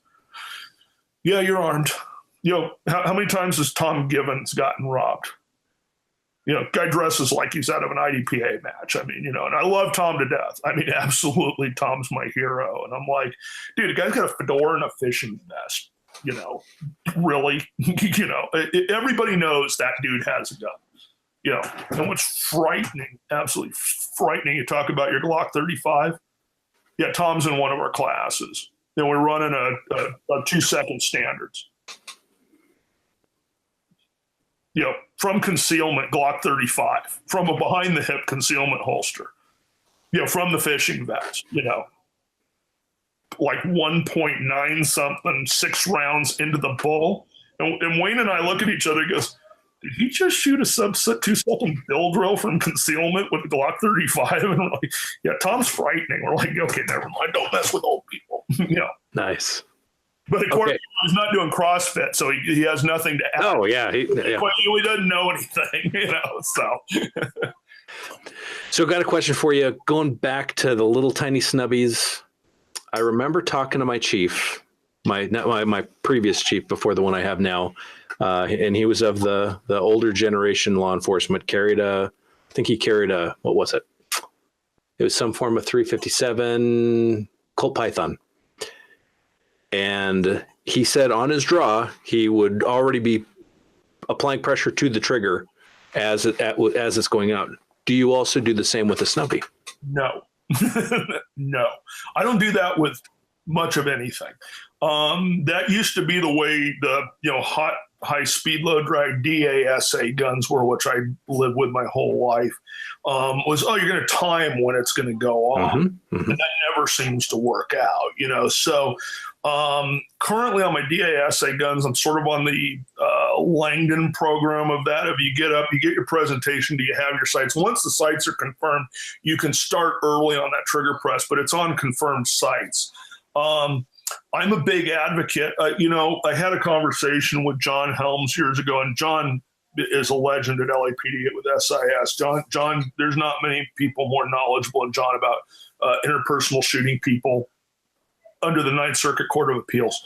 John and I are having a conversation. I go, it's funny because I go to these classes and I do everything wrong. I draw on an index until I'm confirmed on the sights, and then I start on the trigger. And, everybody else is doing much faster because John's all, that's what I do too. He goes, but that's how you don't shoot the wrong people. So again, you start applying, do I shoot a faster drill or do I shoot, a better assessment for the street? What am I training myself for? Chuck Pressburg on one of the things made an exceptional point of, look at the follow through in competitive shooting. There is no follow through. Or whatever your pre-planned thing is, there's no follow through. Our world, everything's follow through because that's more that's where the assessment's happening for the next shot. So when I went to the police academy, I was taught that your finger is on the trigger the second you're on the draw, or you're going to get killed. That's how we were all taught back then. Mm-hmm. We also point shot to 7 yards. Pat Rogers and I had the exact same experience in the academy. I show up at the academy, competitive shooter, hung out with a bunch of shooting guys, read every shooting book known to mankind, all the gun magazines. And I show up, first 3 yards, pull the gun out up to eye line, center punch, just 3-round clover leaf, dead center of the chest, or 6 rounds. And an instructor comes over me and goes, "What are you doing?" Shooting the target. He goes, "Well, you're cheating." cheating. You know, or you're using the sights. You can't use the sights in that close. Well, I just did. I shot faster than everybody else, and look at theirs and look at mine. And I'm like, cheating, you know. And Pat got told the same thing, that inside of 7 yards, if you're using your sights, you're cheating. Dude, I am all about cheating when it comes to shooting. Yeah. So, you know, but and we couldn't understand why cops never hit anybody on these close range gunfights. It's because they're all trying to shoot without any visual verification on sights. So I will find myself, because of so much training, that I will get on a trigger a lot earlier on a DA revolver on the snubs than I would on an auto. And it's sort of a bad habit. It's not how I train people. I train them to wait till as soon as your sights are confirmed, then you can get on a trigger. Now, when you're shooting on contact distance shooting, everybody says, well, you can't see your sights. I didn't say your sights. You don't put your finger on the trigger until the sights are aligned. Just because I can't see them doesn't mean they're aligned. So once your sights are in alignment, which if you're on a physical body directed shooting, as soon as my sights are aligned, then I can get on the trigger, you know, and I made a decision to shoot, the whole package is there. Then you can get on the trigger. Getting on the trigger much earlier than they're aligned. I think the plus negatives of that are what likely going to get you into a negative outcome shooting. That's the wrong person or whatever, where, you know, Wayne and I call it outrunning your headlights. Yeah. You're into a trigger press before all the thinking stuff and problem solving has happened. So I'm a little different than most of the instructors out there now. Is I look at myself as a use of force tool instructor, teaching to use a firearm as a problem solving tool as opposed to a technical shooting thing. And there's a lot of great technical shooters out there. There's a lot of people doing amazing stuff on the technical shooting side, and I'm not discounting at all. It's just not where my primary focus is. My primary focus, or what my lane is using these as a use of force problem-solving tool, period. Everything else is a sideline thing. You know, if you want to talk about IDPA, APSIG, USPSA, great. There's plenty of people who are absolute subject matter experts on that other than me. But when it comes to actually trying to keep you in a legal, ethical, and moral correct shooting, that's what I'm all about. Or use of that tool as a force tool. So. Great stuff. So how do you feel about coming back for additional discussions? Oh, great. You know, peachy. And maybe we can get Haggard. We can get Pressburg. We can get like an all-star cast going. Yeah, and my other big thing is shotgun stuff. There's a whole lot of, and again, it's sort of like the revolver stuff. It's just I'm just old enough that I use this stuff all the time. I'm from the era the 12 gauge is my thing. I did everything with a 12 gauge. You know, I'm not discounting the carbine. It's just wasn't my thing. You know, yeah. I'm a gauge dude. First shooting I was ever in was with a gauge. So, you know, have actually used them, deployed them, done all the searches, was the weird guy at work who did them. That's my thing. So, you know, any of those shows, I laughed at, I think you guys did a shotgun thing and had Pressburg on for one of those, and I'm cracking up. On purpose. I'm like, this is funny. Yeah, Chuck, tell me about all your gauge. It was on purpose. Yep. Not really good for shooting certain things with certain systems, and the bead sight at 870 is not one of them.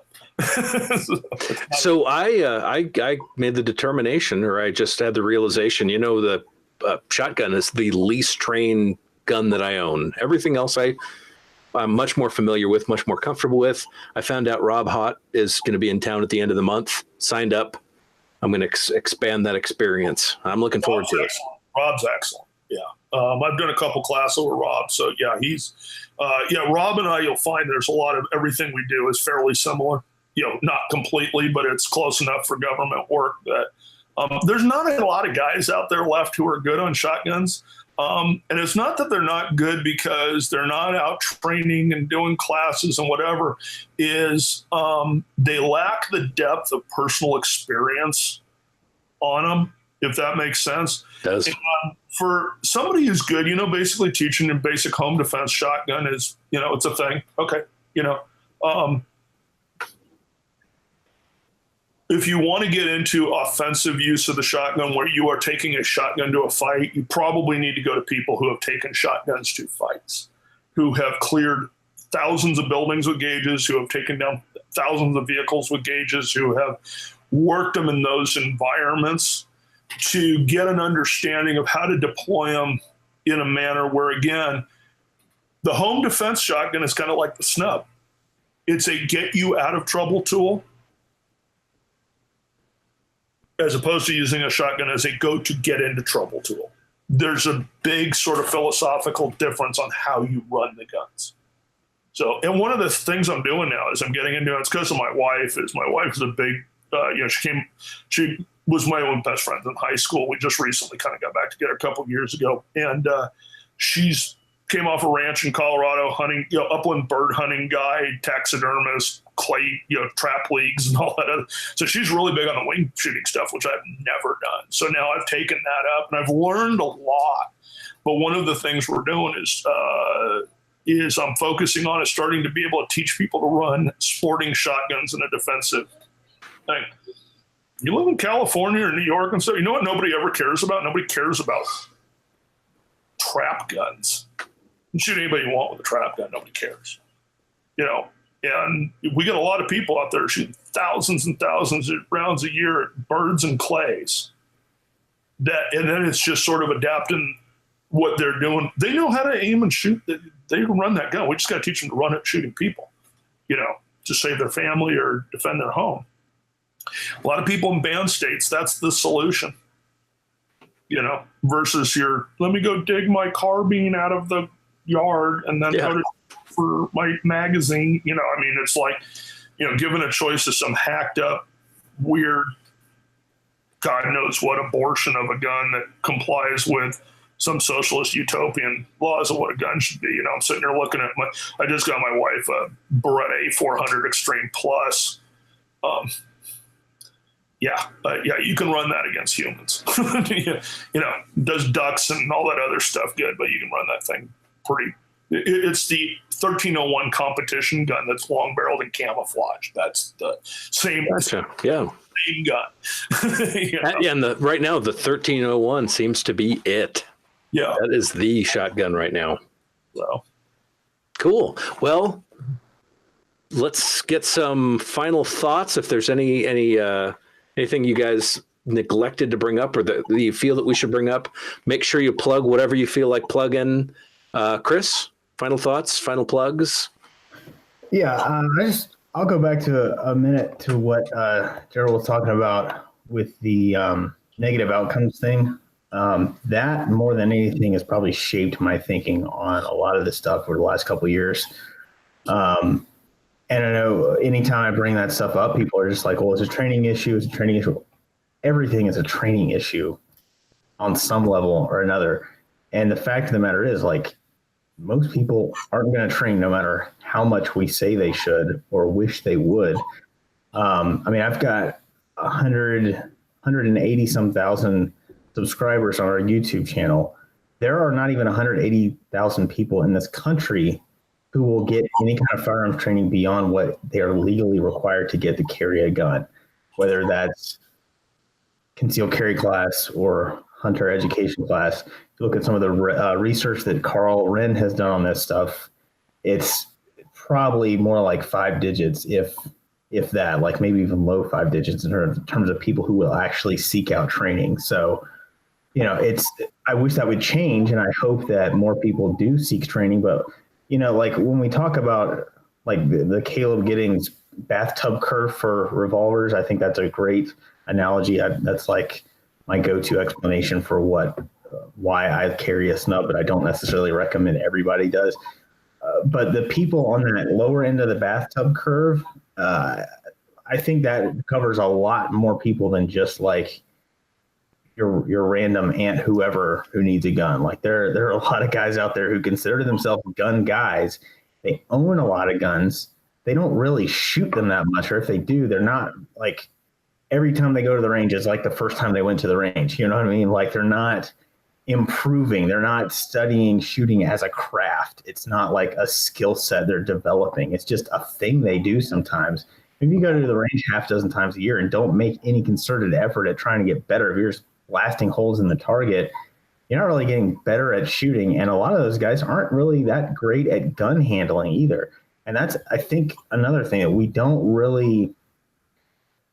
talk about it because we don't have really good vocabulary for it. But like the gun handling side of things, I mean, I've been in classes with people who are like supposed to be shooting at a high level, but they're holding the gun, just like the way they manipulate. I'm not even talking about their marksmanship, just like the way they handle the gun is like it's a foreign object. And if the instructor says something like, tap rack or decock or whatever, they like look at the thing for a minute and have to really think about it.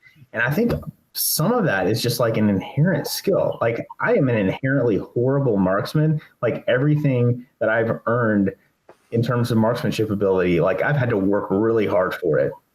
But in terms of gun handling, for whatever reason, that's just something that's a part of it that has come easy to me. Like the first time I had a DASA, I read somewhere, somebody told me like, oh yeah, every time the gun comes off target, you should decock.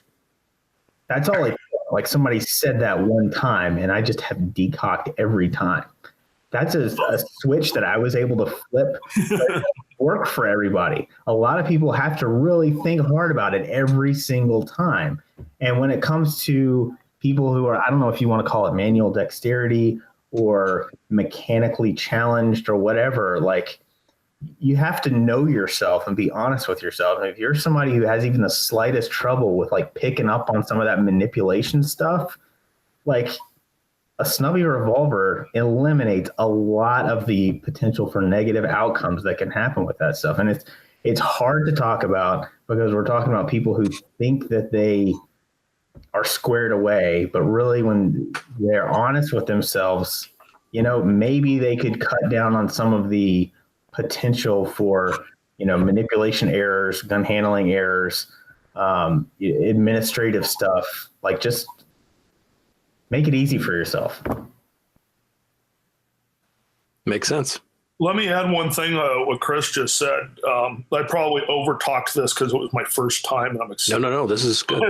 So one of the things I do now for me when I go to the range, like I said, because I'll go where my wife works, so I'm picking her up. I'll go a little bit early. I'll go shoot in their indoor range, and I'll bring one of my snubs, and I bring one box of ammunition, and I shoot Claude Warner drills. I load it, fire, spin the cylinder, fire, spin the cylinder, and pretty soon, and I'm only loading a couple, but keeping empties in there. So I'm getting 5 presses every time, but I'm doing ball and dummy drills with like 250 presses on a trigger to get through 50 rounds. For Sally and Johnny America to be able to do ball and dummy drills yourself and get a lot of efficient training with one box of ammo at the range with a system that's easy to work and manipulate, that isn't complex on the administrative handling, that has a lot of built-ins for not, having negligent discharges or bad things. Again, you can look at the thing and see what condition it's in. Is the hammer cocked or not cocked? You can actually see the back of the rounds in the cylinder. I mean, they're sort of dummy simple on the administrative side. They're also fairly dummy simple on the handling side, So again, it's a system that's very easy for most people who could get one good revolver class to teach them to do drills like that, some certain things that would make them immensely more competent. Now, is it easier for me to teach somebody to shoot a semi-automatic pistol? Yes. Do I got to do a little more work with a revolver to teach them to be competent with them? Yes, but I don't need to do as much administratively, and I don't need to do as much on a lot of the handling and post-training that with one good class, you can get them fairly competent. So if you could get somebody with a concealed handgun license, a Colt Cobra, one of the new Smith 66s, or one of the medium frame 38 revolver, God, people could do a lot of amazing stuff with that within what their training doctrine actually really is and what their actual real needs are. a lot of people these days have a long gun to defend the home against, the mongrel hordes and the fifth dismounted Hells Angels and whoever's coming to get them. But, you want something to throw in your pocket to go answer the door. You're going to, we're going to downtown tonight. I've got a permit. So is this the time to go grab the Glock 19 out of the drawer that you're not doing much with, shove it in a purse, or, shove it in your Garbaggio holster and stuff it down the front of your pants, your finger on the trigger, and because you're going to some scary place, or again, you take a snub, or a medium frame revolver, you put it in, and even if you have kind of a crap holster, it's probably not going off in there. Again, the thing is we've so many told people that you're going to get killed with these things. And the reality is most of the people who are exceptional gunfighters in our world within the confines of the continental United States use these. Pat Rogers shot most of the people in the United States, that gun right there.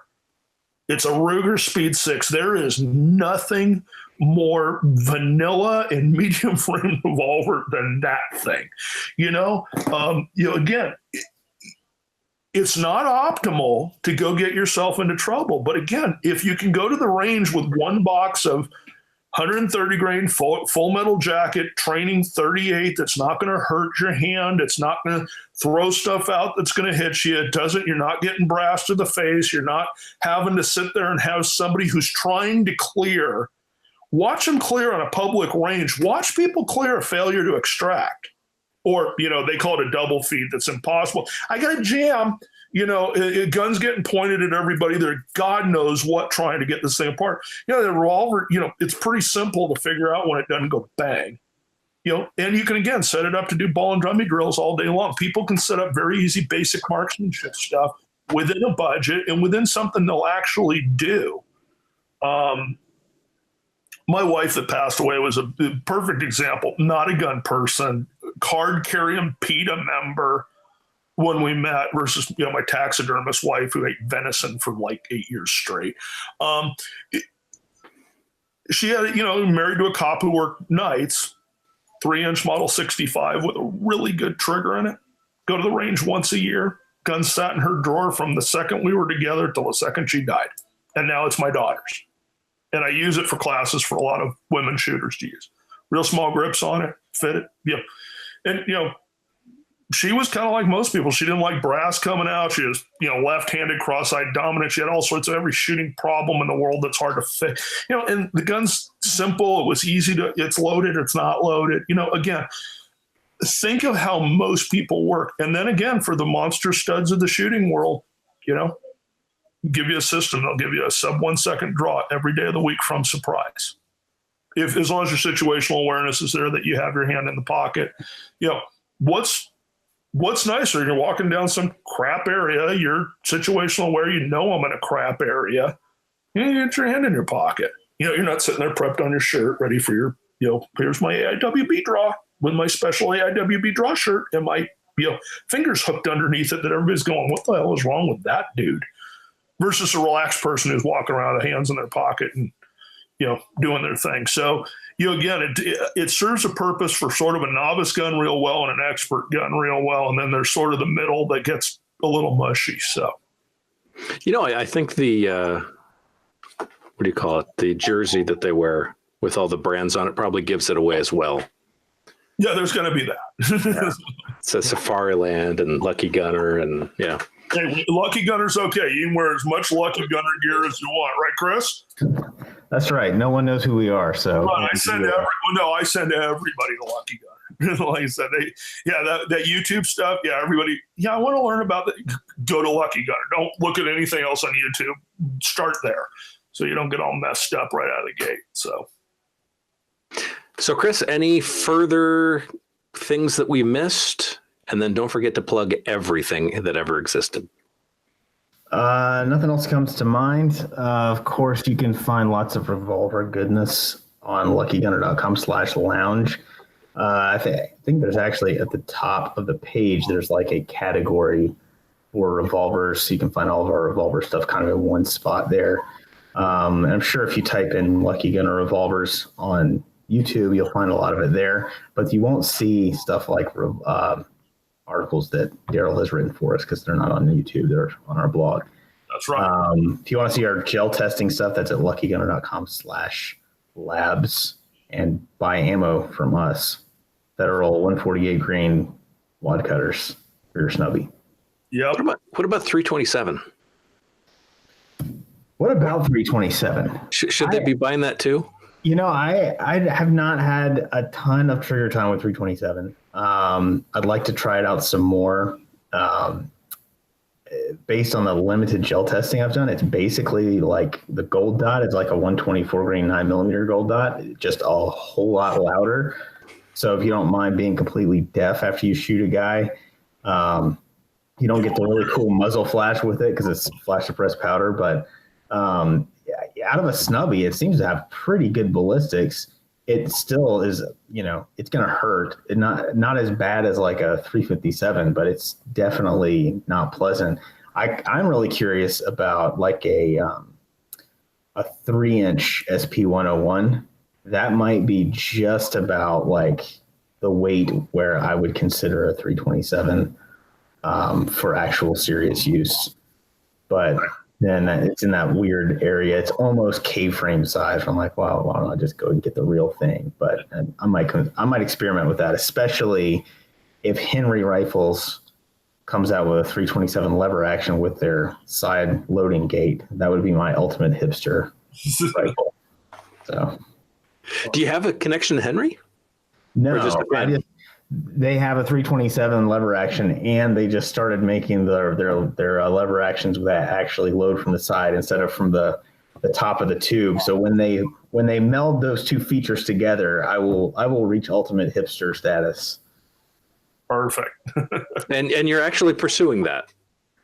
Not yet, but I might have to get on the phone and bug those guys. Cool. No, I mean you're pursuing hipster status. Ultimate. I mean, if it happens, it happens. It's not really something on my agenda, but people seem to think that that's a box I fit in, so I'll take it.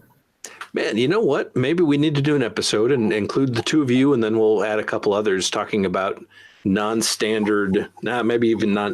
We wouldn't call it non-standard, but talking about those shotguns and those lever guns and all the stuff that people don't necessarily consider for home defensive use and how to set them up and. Yeah, get Lee Weems on there and stuff would be good. Yeah. That could be cool. He would be good. Yeah. Well, Darryl, how about you? Any last things that we may not have discussed or last comments? I think we left out the 148 wad cutters versus hollow points. I'm real simple. I shoot the wad cutters in my air weights and air lights, and I shoot gold dot or similar in my steel guns. Pretty much it. Wad cutters get me, they shoot to the sights. They're very low recoil, and they penetrate deep. And again, when we're looking at close range contact stuff, I want to be able to be competent with it than more than anything else. So on pushing stuff, so Hardwired Tactical Shooting, our website got hacked through Google by some erectile dysfunction thing or something, and we don't have a web person, so you can go direct to it if you need to. But reality is Hardwired Tactical Shooting on Facebook is that side of the business. I've got a new thing my wife and I are doing called DB's Shooting Adventures, and that's on Facebook. My daughter's sort of handling the Instagram, and I've got it on MeWe as well now, but mostly it's on Facebook. DB's Shooting Adventures, zero politics, zero tactical, just kind of following around a lot of what my wife and I are doing. But the big push for a lot of people is my gun of the day, which doesn't end up every day, but all the historical revolvers with a little sort of mini article on it, all sorts of cool guns. If you want to get educated on neat guns, neat shooting, different stuff that you're not going to see really anywhere on the interwebs, DB Shooting Adventures. And like I said, I promise you there'll be no politics and nothing tactical to argue about. It's just cool gun stuff and kind of cool stuff my wife are doing with either the archery or training classes or stuff we're doing together. We're kind of in a believer that family that shoots together stays together, and it's a good bonding thing. So, God, I think that's about it. we're going to do our, I should be posting it this weekend. And it'll be on the Hardwired Facebook page, I'll probably post the Revolver Roundup again this year. It's mid-October here in Dallas. It's going to be myself, Wayne Dobbs, Chuck Haggard, and this year we're having Dave Dolan from LAPD, retired lieutenant. Huge undercover experience at LAPD, real good gun guy. So that'll be the 4 instructors this year on the Revolver Roundup. And, that's about it. Buy ammo from Lucky Gunner, because Chris. And, that's about it. I look forward to coming back and doing some more stuff with you. So. Awesome. Well, thanks, guys. Great discussion. Let's see here. I just need to repeat what I say at the end of every one of these shows, and that is support those sources that you have found to be beneficial. If you like what Chris has to say, if you like Lucky Gunner, if you like Darryl, the DB, you probably need to follow these guys on social media. If you like Varg Freeborn, he's on social media. Chuck Pressberg, Press Check Consulting. All these good people, all these good sources of information, they need your likes. They need your subscriptions. They need shares. They need comments, feedback. It's all good. Primary and secondary especially appreciates your feedback, your subscriptions, your shares, your likes, all that good stuff. Big thanks to Filster Holsters. Go to filsterholsters.com. Look at that new ARC, because if you're running an X300U and your little stubby fingers can't quite reach those buttons, you can get the ARC and swap out those buttons. Then you can reach them. You can also get a holster. You can get a flex. It's nice. If you happen to be building an AR-15, if you need a new pistol barrel or an AR-15 barrel, Facts on Firearms has solutions for you. As a matter of fact, with those pistol barrels, they have them in different colors, shapes, and sizes. Yes. The episode was also brought to you by the letters P, P, and Q. And someone did point out we didn't rack any guns for this episode, mostly because it was a snubby episode. Big fan of the PPQ. It is a nice pistol. If you haven't tried one of these, go to a range that has these available to rent out and shoot and try it. If you happen to be nearby and you know me, I will loan these out to you so you can see it for yourself. I just realized something. I did not intend to have this right here, but it's right in front of me. Yeah, my titanium hits knife. There you go. Let's see here. Big thanks to the Patreon subscribers. If you're interested in Patreon, basically the way it works is you go to patreon.com/primary and secondary. You can help support the network. What that means is that kind of helps pay the bills. There's a lot of bills with this whole big network. It also helps me pay for a lot of projects and materials. We have a big shoot coming up next month. Lots of ammo. It's going to be a good time. There are going to be videos produced that are both going to be on InRange TV and Primary and Secondary. Great group of people are coming together for this. We have some very awesome plans for some of these videos. A lot of comparisons. We're also going to be comparing not only some firearms, but some of these lights that people have been talking about, weapon lights and handhelds and whatnots. And not only are you going to see the perspective from you as the shooter, you're also going to see some perspectives from the suspect. So yeah, in different types of environments. We are on, let's see here, iHeartRadio, Spreaker, Stitcher, iTunes, Vimeo I've kind of gotten away with because it's been a pain. But thanks for watching. Thanks for listening. No idea what we're going to do next week. That seems to be what I do. I don't plan these out very long. It just happens. Hopefully, though, until then, I will talk to you next week. And that's pretty much it. I'm going to kill the feed, and thanks for being on. Let's plan out something. That was awesome discussion. Yeah, and I'm getting messages right now from people on Facebook saying, "Yeah, good show." Good. If you can do me a favor and just send me a link to where to go to this, so I can post it on our social media, which I'm totally lame at, and I suck, and I know it. But I can help. I am more than happy to help with that. That DB's thing is, I was laughing. It was kind of one of the first years, like I kind of wanted to go to SHOT and didn't, because nobody. It's like you don't have likes. Nobody knows who you are. I'm like, really? People know. Oh, no. People know who you are. But not in the firearms industry. That's all based now on your social media stuff. Oh, I got you. I mean, guys in the training world know who I am. That's okay, you're great. But it's like, the marketing dude at wherever has, well, let's see what he's got up for. He has no social media. Dude, I still work in the security industry. I mean, there's a reason for that. And that's why, like I said, the DBs thing has been kind of a cool thing for, historic. Like I said, there's a ton of history in there if you want to educate yourself on cool guns. All the gun of the day stuff is pretty stellar. And anytime I see them pop up, I'll just do a share on primary and secondary. Okay, yeah. I enjoy sharing good stuff, especially from good people. Not so much. I don't like sharing stuff from bad people. Yeah, there's that. But yeah, this is going to be on YouTube in this entirety, and we are still going. We still are live. Okay. But it's going to be in its entirety, and then the audio version will be shortened from right where I started with the intro to just now when I said we'll talk to you later or whatever. Okay, cool. Yeah. All right. Well, I'm gonna go take some pain meds and it's time for your meds and eat some food and go to bed. Sounds good. Well, it's great talking to you. I can't lay on my thigh. Yeah. So. Ow. All right. Thanks, Matt. I appreciate it. And look forward to doing these in the future. I always Sounds great. Yeah. Perfect. Okay. Thanks, buddy. We'll see you. I guess Chris is still here. But yeah, I'm going to kill the feed. Let's see here. Yeah, I don't have any cylinders immediately around me to close, so all I have are some semi-autos. And I have his knife. This is titanium.